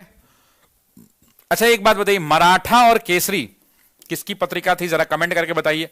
मराठा और केसरी किसकी पत्रिका हुआ करती थी, जरा बताइए कमेंट करके। केसरी किस भाषा में हुआ करती थी, तो ये मराठी भाषा में हुआ करती थी। जबकि अगर मराठा की बात करें तो ये अंग्रेजी भाषा में हुआ करती थी। जरा बताइए कि ये किसकी पत्रिका हुआ करती थी, किसकी पत्रिका हुआ करती थी साथियों, ये किसकी पत्रिका थी। आप जरा प्रश्न का सही उत्तर देंगे तो तिलक उत्तर आएगा साथियों। नेक्स्ट, आप जानते ही हैं, आप तो जनवे ना करते हैं जी, केसरी सर तो ऐसे कहवे करते हैं कि आप तो जनवे ना करते हैं, आप तो सब जनवे करते हैं। 70 आएंगे 70 जाएंगे, इतिहास में सफलता शशि शरण। देखिए, इतिहास में सफलता का तो मैं नहीं बोलूंगा, लेकिन एक बात मैं आपसे कह सकता हूं कि जो लोग भी मेरे से पेड बैच में पढ़े होंगे, 3 में, 4 वाले तो अभी पूरा नहीं पढ़ पाए हैं, उनको पता होगा कि जिसको अगर इतिहास में इंटरेस्ट भी नहीं होगा ना, मैं दावे के साथ कहता हूं कि उसकी पहली मोहब्बत इतिहास हो जाएगी। हाँ या ना कमेंट बॉक्स में बता दीजिए। अगर आपको इतिहास कुछ नहीं भी आता है ना, मॉडर्न हिस्ट्री, तो इतना मैं दावा कर सकता हूं कि आपको इतिहास से प्यार हो जाएगा, ये गारंटी मेरी है। सर हमारी दोस्त बहुत, जब तक सूरज चांद, हमारी दोस्त बहुत गरीब थी, वो पास हो गई और आज वो टीचर है, आपको बहुत याद करती है, उसका पूरा घर आपका शुक्रगुजार है। थैंक यू सो मच मेरे भाई। ऐसे ऐसे बहुत सारे लोग हैं। और चलिए खैर इसमें टाइम वेस्ट नहीं करते हैं, आगे बढ़ते हैं, क्योंकि आगे बढ़ना भी क्या है, बहुत जरूरी है। ठीक है, नेक्स्ट। भारतीय स्वतंत्रता संघर्ष के दौरान किसने स्वदेश बांधव समिति, अब इसमें कुछ पता ही नहीं है, आप सबको पता है कि एक क्रांतिकारी संगठन हुआ करता था, अश्विनी कुमार दत्त हुआ करते थे जिन्होंने उसकी स्थापना की थी। और अश्विनी कुमार दत्त ने क्यों स्थापना की थी, तो आप जानते ही हैं, नाम में ही स्वदेश है, तो आप भी जानते हैं कि स्वदेशी का प्रचार प्रसार करने के लिए, आपको पता है कि भारत से हम ब्रिटिश वस्तुओं का क्या कर रहे थे, तो हम ब्रिटिश वस्तुओं का बहिष्कार कर रहे थे। और जब हम ब्रिटिश वस्तुओं का बहिष्कार कर रहे थे, ब्रिटिश वस्तुओं का बहिष्कार कर रहे थे, तो उसी बहिष्कार के दौरान कलकत्ता में साथियों, बंगाल के अंदर में स्वदेश बांधव समिति का गठन किया गया था, जिसका उद्देश्य स्वदेशी वस्तुओं की खपत को बढ़ावा देना था। क्या करना था, स्वदेशी वस्तुओं की बढ़त जो है, इसको क्या करना था, इसको बढ़ाना था। इसको क्या करना था, इसके खपत को बढ़ाना था। अब आपसे एक और सवाल मैं पूछता हूं कि सबसे पहले बहिष्कार जो है, सबसे पहले बहिष्कार किसकी पत्रिका में, तो आप सभी उत्तर करिए जरा कमेंट बॉक्स में, किसकी पत्रिका में सबसे पहले, और उस पत्रिका का नाम क्या था, उस पत्रिका का नाम क्या था ये भी जरा बताइए, उस पत्रिका का नाम क्या था ये भी जरा कमेंट करके बताइए। कृष्ण कुमार मित्रा ने सबसे पहले दिया था संजीवनी नाम की पत्रिका में। चंपारण नील आंदोलन के दौरान महात्मा गांधी के साथ कौन थे, क्या अब्दुल बारी थे, महादेव देसाई थे, नरहरि पारिक थे। तो आपको मैंने दो नामें बताई थी, अगर आपको याद हो तो मैंने आपसे कहा था कि कुछ हो याद रहे चाहे नहीं रहे, कुछ हो याद रहे चाहे नहीं रहे, दो नाम तीन नाम आप जरूर याद रखिएगा। और वो दो तीन नाम कौन हुआ करता था, जिसमें सबसे पहले मैंने आपको कहा था कि आप याद रखिए महादेव देसाई। क्यों, क्योंकि ये व्यक्ति इनके निजी सचिव हुआ करते थे। बस आपको इतना ही बता सकते थे कि गांधी जब 1942 में जेल जाएंगे भारत छोड़ो आंदोलन के दौरान, क्विट इंडिया मूवमेंट के दौरान, तो ये भी पूना के आगा खान पैलेस में जाएंगे। तो ये शुरू से लेकर अंत तक साथ थे। उसके अलावा नरहरि पारेख भी हुआ करते थे, नरहरि पारेख भी इनके साथ हुआ करते थे। उसके अलावा आप बात करें तो डॉक्टर राजेंद्र प्रसाद हुआ करते थे, डॉक्टर राजेंद्र प्रसाद पुरी गए हुए थे, लौट के आए थे। बिहार के बड़े नेताओं की बात करें तो ब्रजकिशोर सिन्हा हुआ करते थे, बहुत लोग उनको ब्रजकिशोर बाबू कहते थे, ब्रजकिशोर बाबू हुआ करते थे। सत्येंद्रनाथ हुआ करते थे, सत्येंद्रनाथ हुआ करते थे, सत्येंद्रनाथ हुआ करते थे। उसके अलावा मौलाना मजहर उल हक हुआ करते थे, मौलाना मजहर उल हक हुआ करते थे। उसके अलावा भी बिहार के बहुत सारे प्रोमिनेंट नेता थे, जैसे एनजी रंगा भी हुआ करते थे। जेबी कृपलानी का नाम कौन भूल सकता है, जेबी कृपलानी का भी नाम याद रखिएगा। इन्हीं के साथ आपको याद होगा मुजफ्फरपुर में कौन रिसीव करने आया था महात्मा गांधी को, यही जेबी कृपलानी आए थे, टीचर हुआ करते थे मूल रूप से, है ना। तो प्रश्न का सही उत्तर क्या हो जाएगा, डी विकल्प आंसर चला जाएगा, एक से ज्यादा, है ना, ध्यान रखिएगा। किस तिथि को अगस्त क्रांति 1942 के दौरान लॉर्ड लिथगो ने पटना और इसके आसपास की भीड़ पर गोली चलाने का आदेश दिया था, आपको याद होगा, सचिवालय बम कांड, है ना।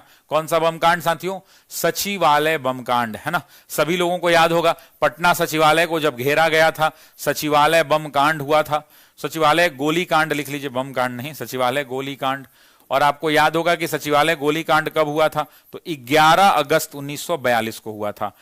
9 अगस्त को आपको पता है कि वहां भारत छोड़ो आंदोलन के दौरान लोगों को गिरफ्तार किया गया, और उसके 2 दिन बाद, बिल्कुल 2 दिन बाद साथियों क्या हुआ, तो 2 दिन के बाद साथियों, भारत छोड़ो आंदोलन के बाद 2 दिन याद कर लीजिए, तो 11 अगस्त सभी लोग याद रखिएगा। तो आंसर क्या हो जाएगा, ई ऑप्शन चला जाएगा, ई ऑप्शन। इसे पटना गोलीकांड भी कहते हैं, सचिवालय गोलीकांड भी कहते हैं। और इस पर क्या हुआ था कि लोगों पर, भीड़ पर क्या कर दिया गया, तो भीड़ पर गोली चलाने का आदेश दे दिया गया था। यस और नो सभी लोग बताइए, यस और नो सभी लोग बताइए, है ना।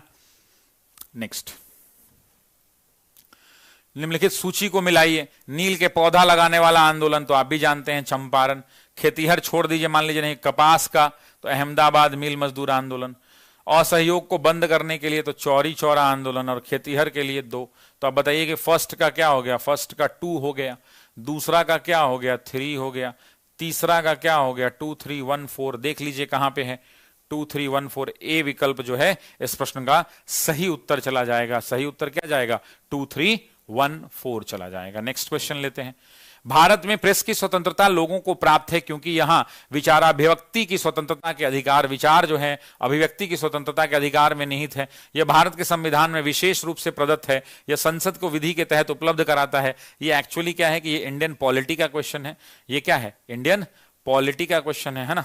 इस बात को आप समझ लीजिए। आर्टिकल 19(1)(a) की बात कर रहा है ना। और इस प्रश्न में क्या हो जाएगा? संसद की विधि। प्रश्न का जो सही उत्तर क्या हो जाएगा? प्रश्न का सही उत्तर हो जाएगा कि संसद की विधि के तहत लोगों के लिए यह उपलब्ध है। इस बात को ध्यान रखना होगा। यह अब पॉलिटी का क्वेश्चन है। खैर, अब आते हैं बीपीएससी टीआरई 2.0।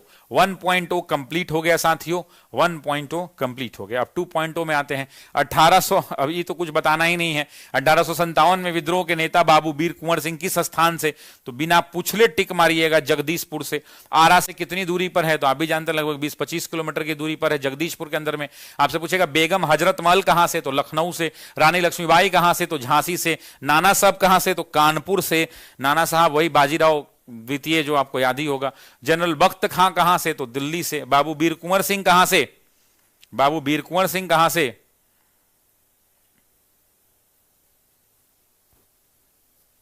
है ना। तो बाबू वीर कुंवर सिंह आपसे पूछ रहा है कहां से? तो जगदीशपुर से, है ना। शुरुआत कब हुई थी? तो आपको ही पता है 1857, मेरठ वाला मंगल पांडे की कहानी हमने क्लास में भी पढ़ी है। भारतीय इतिहास में कुल 2 लोग ऐसे हुए जिनको समय से पहले फांसी मिली। पहले मंगल पांडे और दूसरे कौन? मुजफ्फरपुर बम कांड में कौन? खुदीराम बोस। भगत सिंह को भी तो पहले ही मिली थी ना जी, एक दिन पहले भगत सिंह। नेक्स्ट, 1876 में इंडियन एसोसिएशन की स्थापना किसने की थी? तो जानते ही हैं, सुरेंद्रनाथ बैनर्जी। इसमें तो कुछ बताने की जरूरत नहीं, इसी में ये व्यस्त हुआ करते थे। और सुरेंद्रनाथ बैनर्जी 1876 के अंदर में इन्होंने इंडियन एसोसिएशन की स्थापना की थी। तो इंडियन एसोसिएशन की स्थापना सुरेंद्रनाथ बैनर्जी, है ना। और इसी की बैठक में ये शामिल थे, आपको याद होगा। इसीलिए 1885 के अधिवेशन में ये शामिल हुए थे क्या? नहीं शामिल हुए थे। नेक्स्ट क्वेश्चन, विदेश में भारतीय राष्ट्रीय ध्वज पहली बार किसने फहराया था? तो आप भी जानते हैं, मैडम भीकाजी कामा, जर्मनी के अंदर में। साथियों आपको याद होगा कि कहां फहराया था? तो जर्मनी के अंदर में मैडम भीकाजी कामा हुआ करती थी। और उसी टाइम पीरियड पर इन्होंने पहली बार क्या किया था? तिरंगा झंडा फहराया था। अब जर्मनी में कहा? तो स्टुटगर्ट में फहराया था। क्यों भाई? तो भैया इनको बुलाया ही गया था उसके लिए। कब फहराया था? तो 1907 के अंदर में। और उसके अलावा आपसे पूछेगा कि इनको क्या कहा जाता है? तो भारतीय क्रांति की जननी कहा जाता है। क्या कहा जाता है इनको? भारतीय क्रांति की जननी कहा जाता है।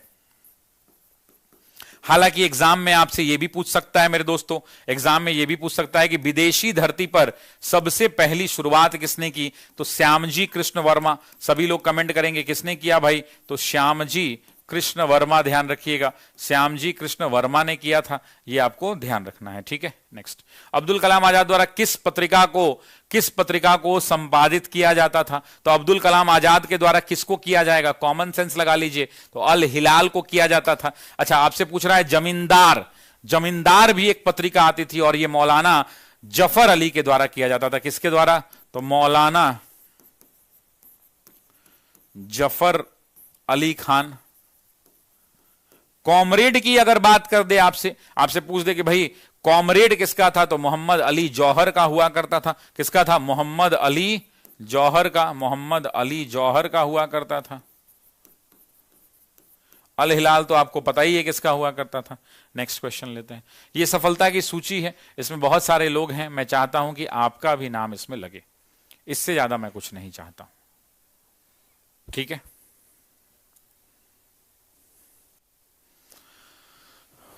एमपी राज वो दिन दूर नहीं जब गली गली बिहार के शिक्षा जगत में द ऑफिसर्स एकेडमी का डंका बजेगा।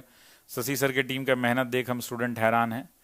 हम सब देखते हैं एक क्लास से निकल दूसरे क्लास में पहुंच जाते हैं। अच्छा, लगातार क्लासेस चल रही हैं मेरे भाई, और हम सब प्रयास भी करते हैं,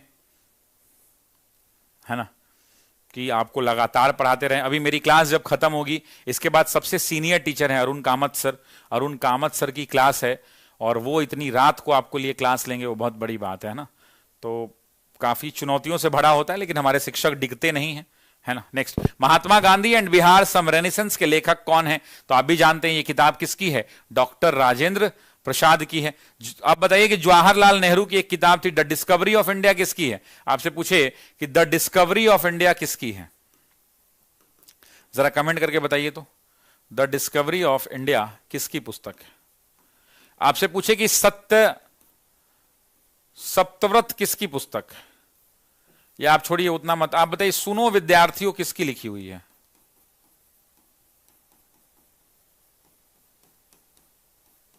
आप जरा मुझे बताइए कि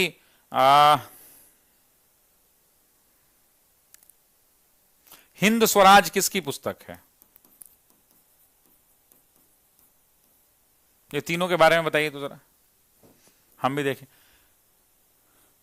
टुवर्ड्स टोटल रिवॉल्यूशन किसकी लिखी हुई है?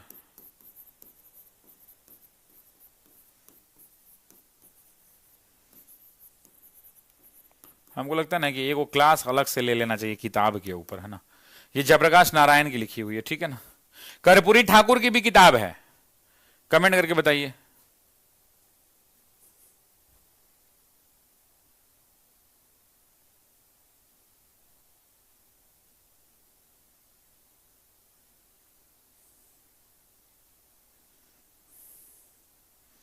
क्या कोई कमेंट कर रहा है उल्टा पुल्टा का?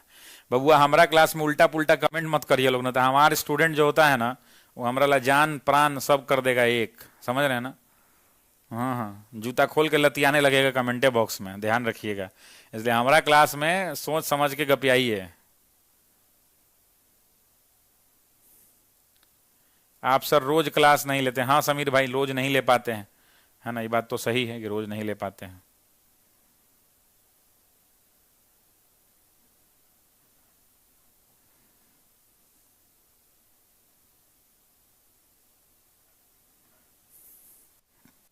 नेक्स्ट, ऑल इंडिया, देखिए क्वेश्चन को घुमा दिया। ऑल इंडिया किसान सभा के पहले अधिवेशन में अध्यक्ष कौन थे? है नहीं कुछ जान इसमें, लेकिन इसने क्या कर दिया, थोड़ा सा रोटेट कर दिया है कि पहले अध्यक्ष कौन बने थे। तो आप भी जानते हैं कि पहले अध्यक्ष स्वामी सहजानंद सरस्वती बने थे, स्वामी सहजानंद सरस्वती बने थे। अच्छा, अखिल भारतीय किसान संगठन का गठन कब हुआ? तो 1936 में हुआ। नेक्स्ट, पटना महिला विश्वविद्यालय, पटना वुमेन्स कॉलेज जिसकी बात आप करते हैं, कब बना? 1940 के अंदर में, 1940 में हुआ था, इस बात को ध्यान रखिएगा। तो प्रश्न का सही उत्तर क्या हो जाएगा? 1940। अच्छा एक बात बताइए, prince of Wales medical college कब बना था? देखता हूं कितने लोगों का बिहार स्पेशल जो है ना बढ़िया है। Prince of Wales medical college का स्थापना कब हुआ था? वेल्स मेडिकल कॉलेज, और ये कहां पे बना था? वर्ष, स्थान, संस्थापक, परिवर्तित नाम।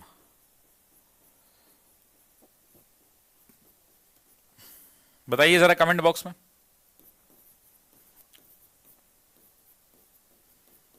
किसने दान किया था? दरभंगा महाराज ने जमीन को दान में दिया था, और इसका नया नाम क्या है? पीएमसीएच। आजादी के बाद इसका नाम बदल के क्या कर दिया गया? Patna medical college and hospital. Next, अंतरिम सरकार में डॉक्टर राजेंद्र प्रसाद के पास कौन सा विभाग था?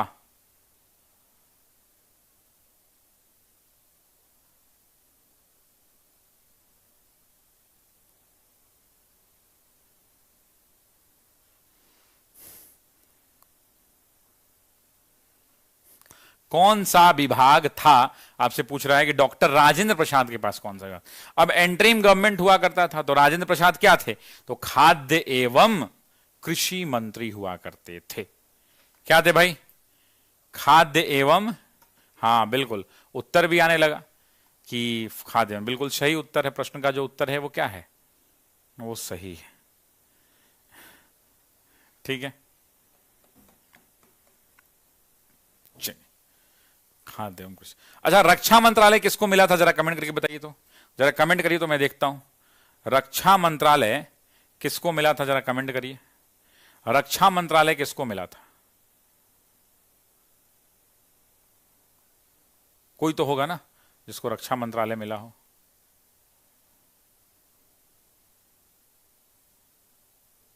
रक्षा मंत्रालय,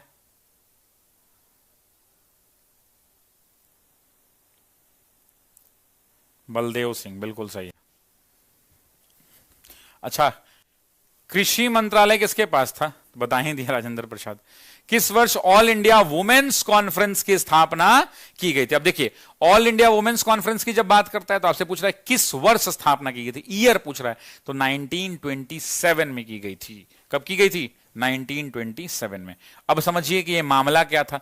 यह महिला कुछ नहीं, महिला शिक्षा के उत्थान के लिए, महिला शिक्षा को बढ़ावा देने के लिए।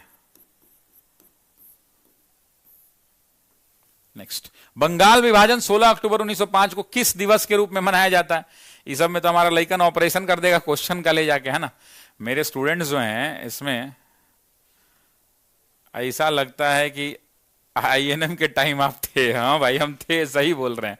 अभी हम किताब पढ़ रहे हैं चौड़ी चौड़ा के ऊपर, ठीक है ना। अभी तक जो भी आप चौड़ी चौड़ा पढ़े थे ना, वो सब एक तरफ। अभी ये पूरा किताब पढ़ रहे हैं चौड़ी चौड़ा के ऊपर।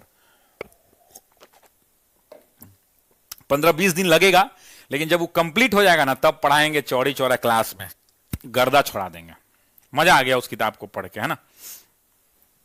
खैर, बंगाल विभाजन में आपको बताइए कि 16 अक्टूबर 1905 को किस रूप में मनाया गया? पूछा गया था बायकॉट के रूप में, हड़ताल के रूप में, शोक। तो आंसर क्या हो जाएगा? शोक दिवस के रूप में। 4 तिथियां मैंने आपको क्लास में बताई हैं। पहला मैंने बताया था क्या? शोक दिवस के रूप में। दूसरा मैंने आपको क्या बताया था? रक्षा बंधन दिवस के रूप में। तीसरा मैंने आपको क्या बताया था? मैत्री दिवस के रूप में। कुछ भी ऑप्शन में रहे याद रहना चाहिए। और चौथा क्या बताया था? जन एकता दिवस के रूप में।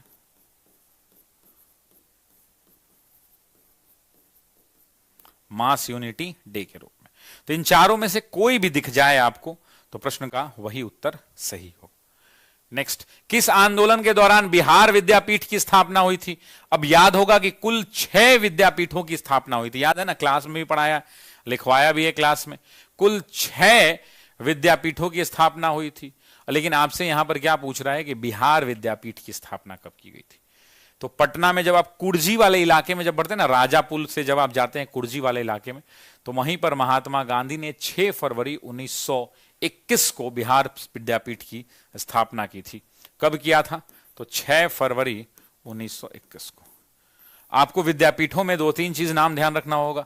एक बिहार विद्यापीठ, दूसरा महाराष्ट्र विद्यापीठ, तीसरा गुजरात विद्यापीठ, इसके अलावा जामिया मिलिया इस्लामिया। एक ही साथ ये 6 के 6 जो हैं, 5 और 6, एक बंगाल में हुआ और एक और कोई छूट रहा है ना। तो ये 6 जो हैं कुल मिला के। अच्छा, काशी विद्यापीठ छूट रहा है।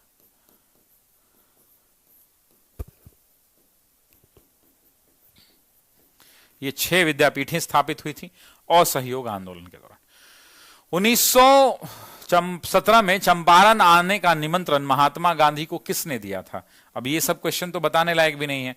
राजकुमार शुक्ल, आपको पता है, राजकुमार शुक्ल को 18 दिनों के लिए जेल में कैद कर दिया गया था।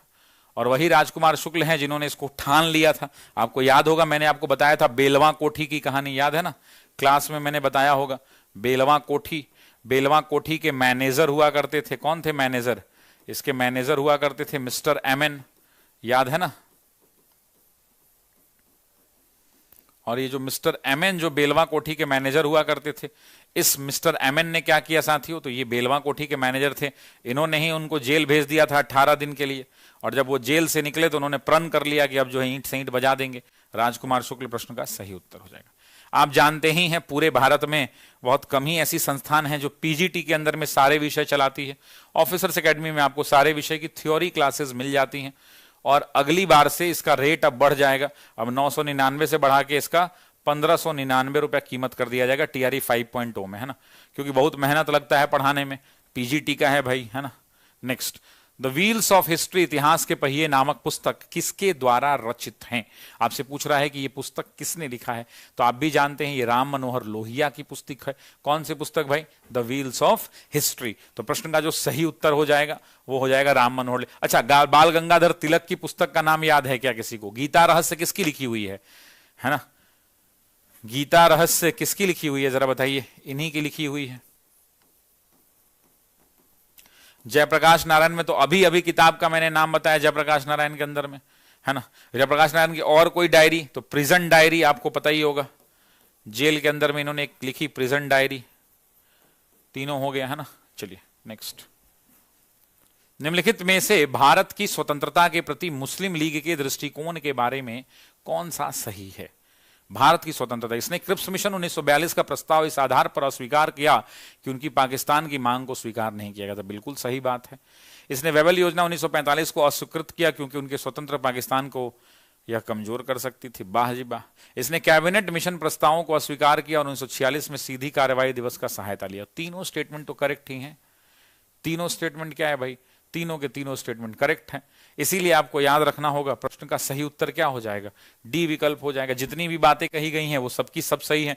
क्रिप्स मिशन में आपको याद ही होगा कांग्रेस ने क्यों रिजेक्ट कर दिया? क्योंकि वो डोमिनियन दे रहे थे, आपको याद होगा ना, डोमिनियन। उन्होंने बोला नहीं, हमें क्या चाहिए? हमें स्वतंत्रता चाहिए, और वो भी कैसी? तो पूर्ण स्वतंत्रता। लेकिन मुस्लिम लीग ने क्या कहा कि हमारी पाकिस्तान चाहिए, पाकिस्तान नहीं दिया, इसलिए रिजेक्ट। ये भी करेक्ट है। वेबल प्लान में भी यही कहानी थी। और इन्होंने डायरेक्ट एक्शन दिवस कब मनाया? तो आपको ही पता होगा, 16 अगस्त 1946 को। सीधी कार्रवाई दिवस, सड़कों पर खून की नदियां बहाई गई, क्लास में मैंने पढ़ा रखा है ना। तो ये आपका TRE 2 का क्वेश्चन था। अब आते हैं TRE 3 के क्वेश्चन पे। ये ऐसा बदकिस्मत परीक्षा जो लीक हो गया है ना, बदकिस्मत कह सकते हैं इसको।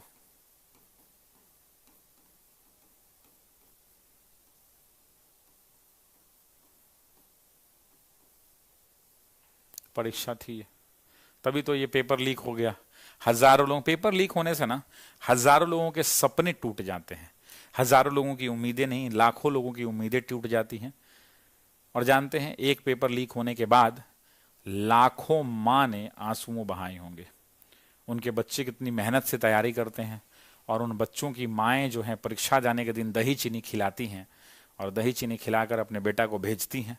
लेकिन क्या कीजिएगा, कुछ क्या ही बोला जाए, भगवान मालिक। लेकिन इस लाखों सपने नहीं, लाखों माँ की आंसुएं गिरती हैं ना, तो आदमी कभी जीवन में फलेगा फूलेगा नहीं, बर्बाद हो जाएगा, बर्बाद।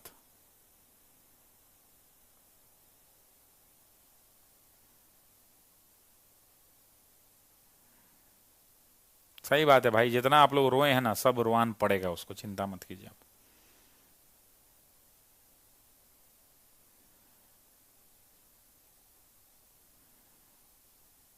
मेरा 90+ आ रहा था। बहुत लोग ऐसे थे जिनका 80 85 70 80 85 आ रहा था। बस क्या करिएगा। लेट्स। पटना कॉलेज की स्थापना कब हुई थी? ये जो अपना अशोक राजपथ में पटना कॉलेज है उसी के बारे में ये पूछ रहा है। तो आप जानते हैं कि 9 जनवरी 1863 को स्थापित हुआ था, हाँ। 9 जनवरी 1863 को पटना कॉलेज का गठन हुआ था। तो प्रश्न का सही उत्तर सी विकल्प जाएगा। इनमें से कौन वंदे मातरम, देखिए वंदे मातरम में कंफ्यूज नहीं होना है। वंदे मातरम देखते लोग बंकिम चंद्र मार देता है, नहीं। आपसे पूछ रहा है वंदे मातरम समाचार पत्र। मेरे से भी ये गलती हुई थी, जब मैं पेपर का डिस्कशन करा रहा था ना, तो हड़बड़ाहट में मैंने भी वंदे मातरम देखा और वंदे मातरम देखते बंकिम चंद्र मार दिया। नहीं, यहां पर समाचार पत्र वंदे मातरम के बारे में बोल रहा है, तो वह अरविंदो घोष हुआ करते थे, इसलिए गलती नहीं करना है। मेरे से उस समय डिस्कशन में गलती हुई थी। ऑल इंडिया हरिजन संघ की स्थापना 1932 में किसके द्वारा की गई थी? तो आप भी जानते हैं कि महात्मा गांधी इसके संस्थापक थे, लेकिन इसके पहले अध्यक्ष कौन बने? तो GD बिरला अध्यक्ष बने थे। तो इसमें कंफ्यूज नहीं होना है। 1932 के अंदर में इसकी स्थापना की गई थी, गांधी ने, महात्मा गांधी ने स्थापना की थी। इसके अलावा अखिल भारतीय अछूत संगठन की भी स्थापना हुई थी, ऑल इंडिया अनटचेबिलिटी लीग की। अखिल भारतीय अछूत संगठन की भी स्थापना हुई थी, है ना। इसके अंदर में कौन थे तो आपको ही पता होगा, जीडी बिरला हुआ करते थे, है ना, ध्यान रखिएगा। कौन सी घटना सबसे पहले हुई? भारत छोड़ो आंदोलन का प्रस्ताव 1942, मान लो भारत छोड़ो ले लेते हैं। गवर्नर जनरल के पद पर लॉर्ड वेवेल का आगमन। अब आप भी जानते हैं कि वेवेल योजना कब आई थी। वेवेल कब आया? तो 1944 में आया था वेवेल, 1944 के अंदर में आया, तो 1944 में। क्रिप्स मिशन का आगमन 1942 में ही हुआ था, और क्रिप्स मिशन पहले आया था, भारत छोड़ो 8 अगस्त को शुरू हुआ था, उससे पहले क्रिप्स मिशन। तो सबसे पहले घटना कौन सी हो जाएगी? सबसे पहले घटना क्रिप्स मिशन, ठीक है, ठीक है, इसमें कुछ नहीं कर सकते। नेक्स्ट, इनमें से किसने यह कहते हुए भारतीय राष्ट्रीय कांग्रेस की हंसी उड़ाई? कई बार पढ़ा चुके हैं कि कांग्रेस एक सूक्ष्म अल्पसंख्यक जनता का प्रतिनिधित्व करती है, लॉर्ड डफरिन ने कहा था। याद है ना, क्लास में बताया था कि पहला बार लुका के, दूसरा बार दिखा के, तीसरा बार ले लें यह। तब मान लीजिए कि जैसे मेरा ससुराल है वो छत्तीसगढ़ में है, रायपुर में है, तो हम जब पहली बार अपने ससुराल में गए तो पहला बार हमको जो है ना मेरे सामने लुका के हुआ, जब हम दूसरा बार ससुराल गए तो देखा के हुआ, और तीसरा बार हमरे कहा कि ले लें यह। मतलब क्या कि जब पहली बार आप ससुराल जाइएगा तो आपके सामने से लोग नाश्ता भी छुपा के ले जाएगा कि जीजा जी नाश्ता देख लेंगे कि हम समोसा लाए हैं। दूसरा बार आप जब जाइएगा तो कोई फर्क नहीं पड़ेगा, आप बैठे हुए हैं सोफा पे, आपके सामने से ले चल जाएगा, क्या देखो यही खिलाएंगे तुमको, चिंता मत करो, you are not special to me. और तीसरी बार जब आप एयरपोर्ट पर उतरेंगे, रायपुर एयरपोर्ट पर, तो आपको फोन आ जाएगा, हाँ हेलो आ गए हैं, अच्छा सुनिए ना आ रहे हैं, घर तो आइएगा ही, तो आते समय जो है ना चौक मिलेगा, वहां से अग्रवाल स्वीट्स से मिठाई ले लीजिएगा, हमरे से मिठाई मंगवा लेगा। समझ रहे हैं मेरी बात को? तो यही हुआ था, और इस कहानी को मैंने डिटेल में समझाया था। लॉर्ड मिंटो आपको पता ही है कि भारत में कर्जन के बाद ये वॉयसरॉय बने थे, 1905 से लेकर 1909 तक। कर्जन आपको पता ही है 1899 से लेकर 1905 तक। नेक्स्ट, मुजफ्फरपुर बमकांड में किसको फांसी की सजा दी गई थी? खुदीराम बोस ने तो स्वयं को गोली मार ली थी, रास बिहारी बोस थे नहीं, प्रफुल्ल चाकी सॉरी, और खुदीराम बोस। इस प्रश्न का क्या हो जाएगा? सही उत्तर हो जाएगा। कहां फांसी पड़ी थी? तो मुजफ्फरपुर सेंट्रल जेल में फांसी पड़ी थी। उसका नाम क्या है? तो मुजफ्फरपुर सेंट्रल जेल का नाम क्या हो गया? तो मुजफ्फरपुर सेंट्रल जेल का नाम खुदीराम बोस सेंट्रल जेल हो गया। कितने तारीख को फांसी पड़ी थी? तो सभी लोग कमेंट करेंगे 11 अगस्त 1908। 18 साल से कम किया, 16 साल कुछ महीना, 16 साल 11 महीना का शायद ये लड़का था, युवा लड़का खुदीराम बोस, जिसको फांसी पर लड़ा। अच्छा, ये घटना कब हुई थी? 30 अप्रैल को, मुजफ्फरपुर बमकांड। इनमें से कौन एक अहरार आंदोलन से संबंधित नहीं थे? आपसे पूछ रहा है कि कौन अहरार से संबंधित नहीं थे, है ना। तो प्रश्न का उत्तर क्या हो जाएगा? देखिए, मौलाना मजरुल हक संबंधित थे, मौलाना अल्ताफ ये नहीं थे, मौलाना जफर अली खां ये भी थे।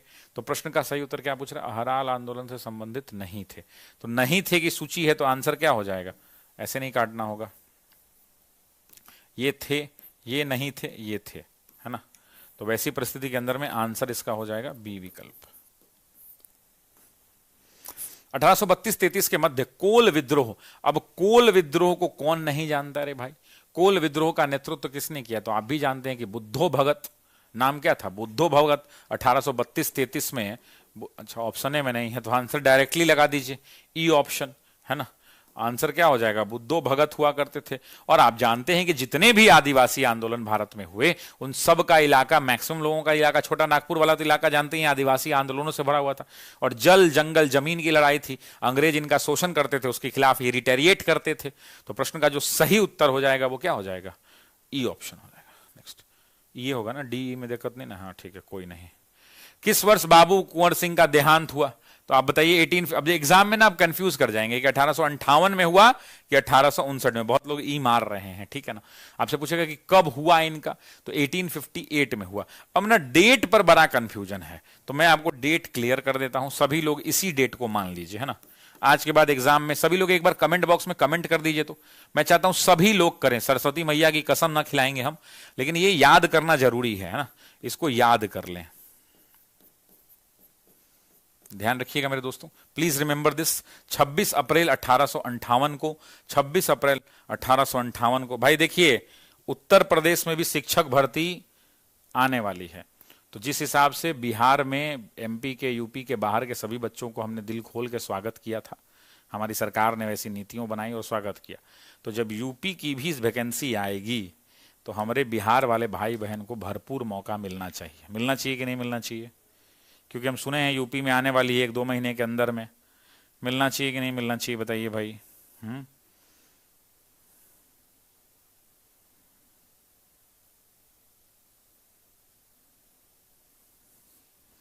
ठीक है,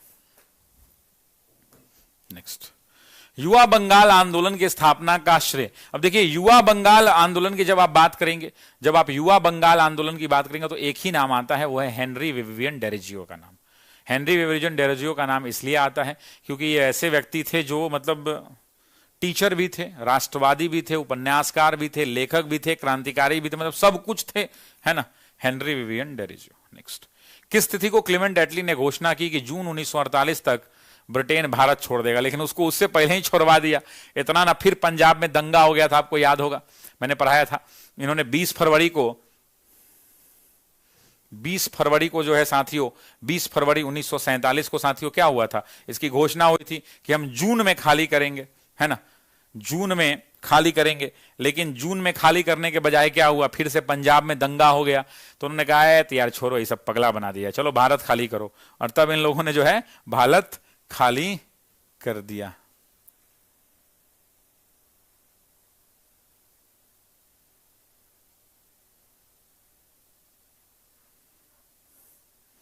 बिल्कुल मेरे भाई, हर बार मिलता है और हम चाहते हैं इस बार भी मिले, क्योंकि नया, हम इसलिए ये बात बोले ना क्योंकि हाँ नया नियमवाली बन रही है उत्तर प्रदेश में, नया नियमवाली। मेरे देखो यार, मैं तो टीचर हूं, मेरा क्या है, मैं तो सभी बच्चों का भला चाहूंगा, तो नियमवाली बन रही है, तो मैं चाह रहा हूं कि ऐसा कोई प्रदर्शन ना आ जाए, मतलब वहां कुछ ना हो जाए, ऐसे नहीं होगा, मैं निश्चिंत हूं। किस वर्ष बिहार को बंगाल से अलग किया गया था? अब मुझे बताइए कि बिहार को बंगाल से अलग कब किया गया था? तो आपको ही पता है कि 1905 के अंदर में तो बिहार को अलग नहीं किया गया था, 1911 में घोषणा हुई थी और लागू कब हुआ था? 1912 में। आपको याद होगा जॉर्ज पंचम भारत आए थे, और जब जॉर्ज पंचम भारत आए थे तो क्या कहानी है आपको पता ही है। और लागू कब हुआ था? तो लागू हुआ था 22 मार्च 1912 को। और यही कारण है कि हम लोग 22 मार्च को क्या मनाते हैं? बिहार दिवस मनाते हैं, बिहार दिवस मनाते हैं। कब से मना रहे हैं? तो 1910 लिख रहा हूं, 2010 से नीतीश कुमार जो हमारे अभी मुख्यमंत्री हैं, है ना, उनके टाइम पीरियड में उन्होंने ही शुरुआत करी थी। और यहीं से हम क्या मनाते हैं? तो बिहार के अंदर में बिहार दिवस मनाते हैं, है ना, बिहार दिवस मनाते हैं। नेक्स्ट क्वेश्चन लेते हैं, अगला प्रश्न। निम्नलिखित में से भारत छोड़ो आंदोलन 1942 का मुख्य कारण क्या था? क्रिप्स मिशन की असफलता, गांधी इरविन समझौता, द्वितीय विश्व युद्ध के हानिकारक प्रभाव। तो इन तीनों में जो है ना, चूंकि वर्ड यहां पे निम्नलिखित है, तो जब भी ऑप्शन में, याद रखिएगा कि जब भी ऑप्शन में निम्नलिखित आ जाए तो डी और ई तो नहीं होगा, क्योंकि इन्हीं तीनों में से कोई एक ना एक होगा। तो कॉमन सेंस की बात है, क्या हो जाएगा? क्रिप्स मिशन का फेलियर। क्रिप्स मिशन आया तो इसने डोमिनियन स्टेटस की बात की, इसने डोमिनियन की बात की, और इस तरफ क्या बात कर रहे थे? कांग्रेस कह रहा था कि हमें क्या चाहिए? हमें चाहिए पूर्ण स्वराज या पूर्ण स्वतंत्रता। कहा कि आप विश्व युद्ध के बाद ही आप हमें दीजिएगा, जबकि मुस्लिम लीग क्या मांग रहा था? सिर्फ और सिर्फ हमको क्या चाहिए? तो मुस्लिम लीग को पाकिस्तान चाहिए। वैसी परिस्थिति के अंदर में यहां पर कोई विकल्प नहीं बन पाया, और जब कोई विकल्प नहीं बन पाया तो आपको पता ही है कि क्या हुआ। अब तो जानबे करते हैं सब कुछ कि इसके बाद क्या हुआ, है ना। सर कुछ कहिए ना, क्या कहें, ज्यादा कुछ कहने का मन नहीं कर रहा है आज।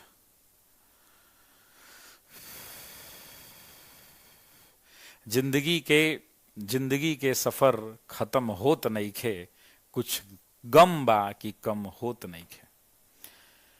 मैंने कहीं 4 पंक्तियां पढ़ी थी, मुझे पूरी पंक्ति तो याद नहीं है, लेकिन 2-4 लाइन याद है। मैं कहता हूं कि जिंदगी के सफर खत्म होत नहीं खे, कुछ गम बा कि कम होत नहीं खे, कोशिश त हर रोज बा कुछ कैले के, कोशिश त हर रोज बा कुछ कैले के, पर अब चहले से कुछ होत नहीं खे। थक हार गइल बानी रोज के काम से, पर घर के जिम्मेदारी थके देत नहीं खे। तो आप सबके ऊपर घर की जिम्मेदारियां हैं, आप सबको पढ़ना है, खूब मन लगाकर पढ़ना है ना। सर मम्मी की तबीयत कैसी है? मम्मी की तबीयत अच्छी है मेरे भाई। मैंने 4 पंक्तियां मुझे याद आ रही हैं, मैंने कहीं पढ़ा था कि सारा संसार देश दुनिया गवाह बा, माई के अचरा के कोना अथाह बा। सारा संसार देश दुनिया गवाह बा, माई के अचरा के कोना अथाह बा। अचरवे ओकरी प्रेम के सगरो आधार रहे, ओकरी अचरा के आगे सब साधन बेकार रहे। ना डनलप ना गद्दा ना फोम के रजाई रहे, गांठे गांठे जोर के गुदरी सियाइल रहे। अचरा के करे माई एक तह बिछौना, रात भर सूती रहिए चैन से हमर छौना। कौन कौन बाती हम माई के बताई, आ माई के अचरा में सारा दुनिया समाई। माई के अचरा में सारा दुनिया समाई। तो यार घर में दुर्लभ कहीं कोई सुख नहीं है भाई, कोई सुख नहीं है। माँ माँ है और माँ का कोई जोर नहीं है, है ना। बाप बाप ही होता है, पिता पिता ही होता है, लेकिन माँ माँ है ना। चलिए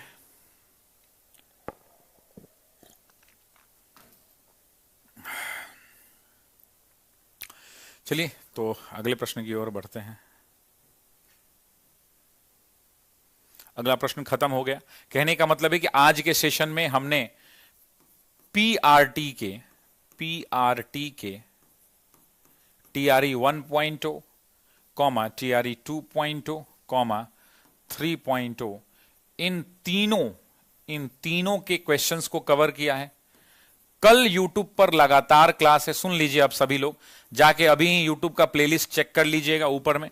कल जो है 6 to 8 और 9 10th वालों का सभी subject, science, SST, math, history, geography, जो सब्जेक्ट के 80 क्वेश्चंस आते हैं उनका जो है कल क्या होने वाला है।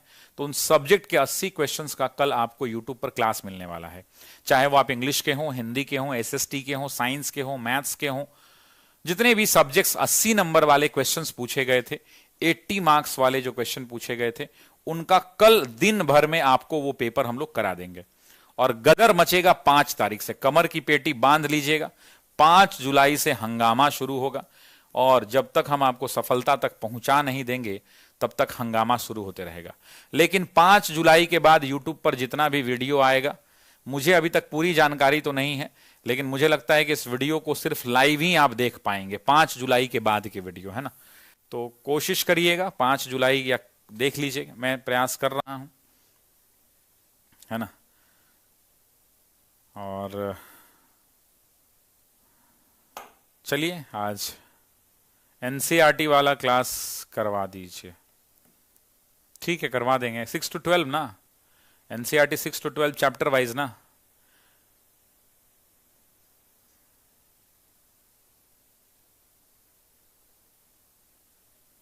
चलिए, आप सभी लोगों का आज की क्लास में जुड़ने के लिए बहुत बहुत शुक्रिया है। परमपिता परमेश्वर से यह प्रार्थना करेंगे कि आप सबको वो सफलता दें, आप सब ऊंचाइयों तक पहुंचे।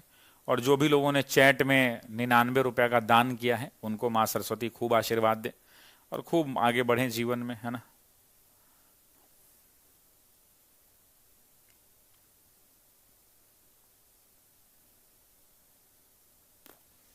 बस इतना ही कहूंगा।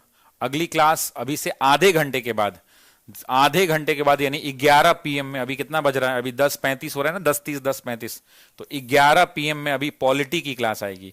और मैं कमेंट बॉक्स के घेर पर बैठा रहूंगा। 11 PM में आज अभी से आधे घंटे के बाद जो है क्लास आएगी इंडियन पॉलिटी की, काफी महत्वपूर्ण होगा। पिछली बार पॉलिटी ने खूब नचाया था, घुमाया था, तो पॉलिटी की क्लास आएगी अभी से आधे घंटे के बाद। जरूर जुड़िएगा उस क्लास में, सभी लोग अभी से ही खोल के बैठ जाइए, है ना। अभी से नहीं, आधा घंटा सेशन ध्यान रख लीजिएगा। 11 बजे वो क्लास शायद शुरू होगी और 11 बजे उस क्लास में आप सभी लोग जरूर जुड़िएगा, ठीक है। आज की कक्षा में शामिल होने के लिए आप सभी लोगों का बहुत बहुत शुक्रिया। दिन आपका शुभ हो और खूब मन लगा के आप पढ़ाई करें। बाकी हम भी आपके साथ मन लगा के मेहनत करते रहेंगे। बहुत बहुत धन्यवाद।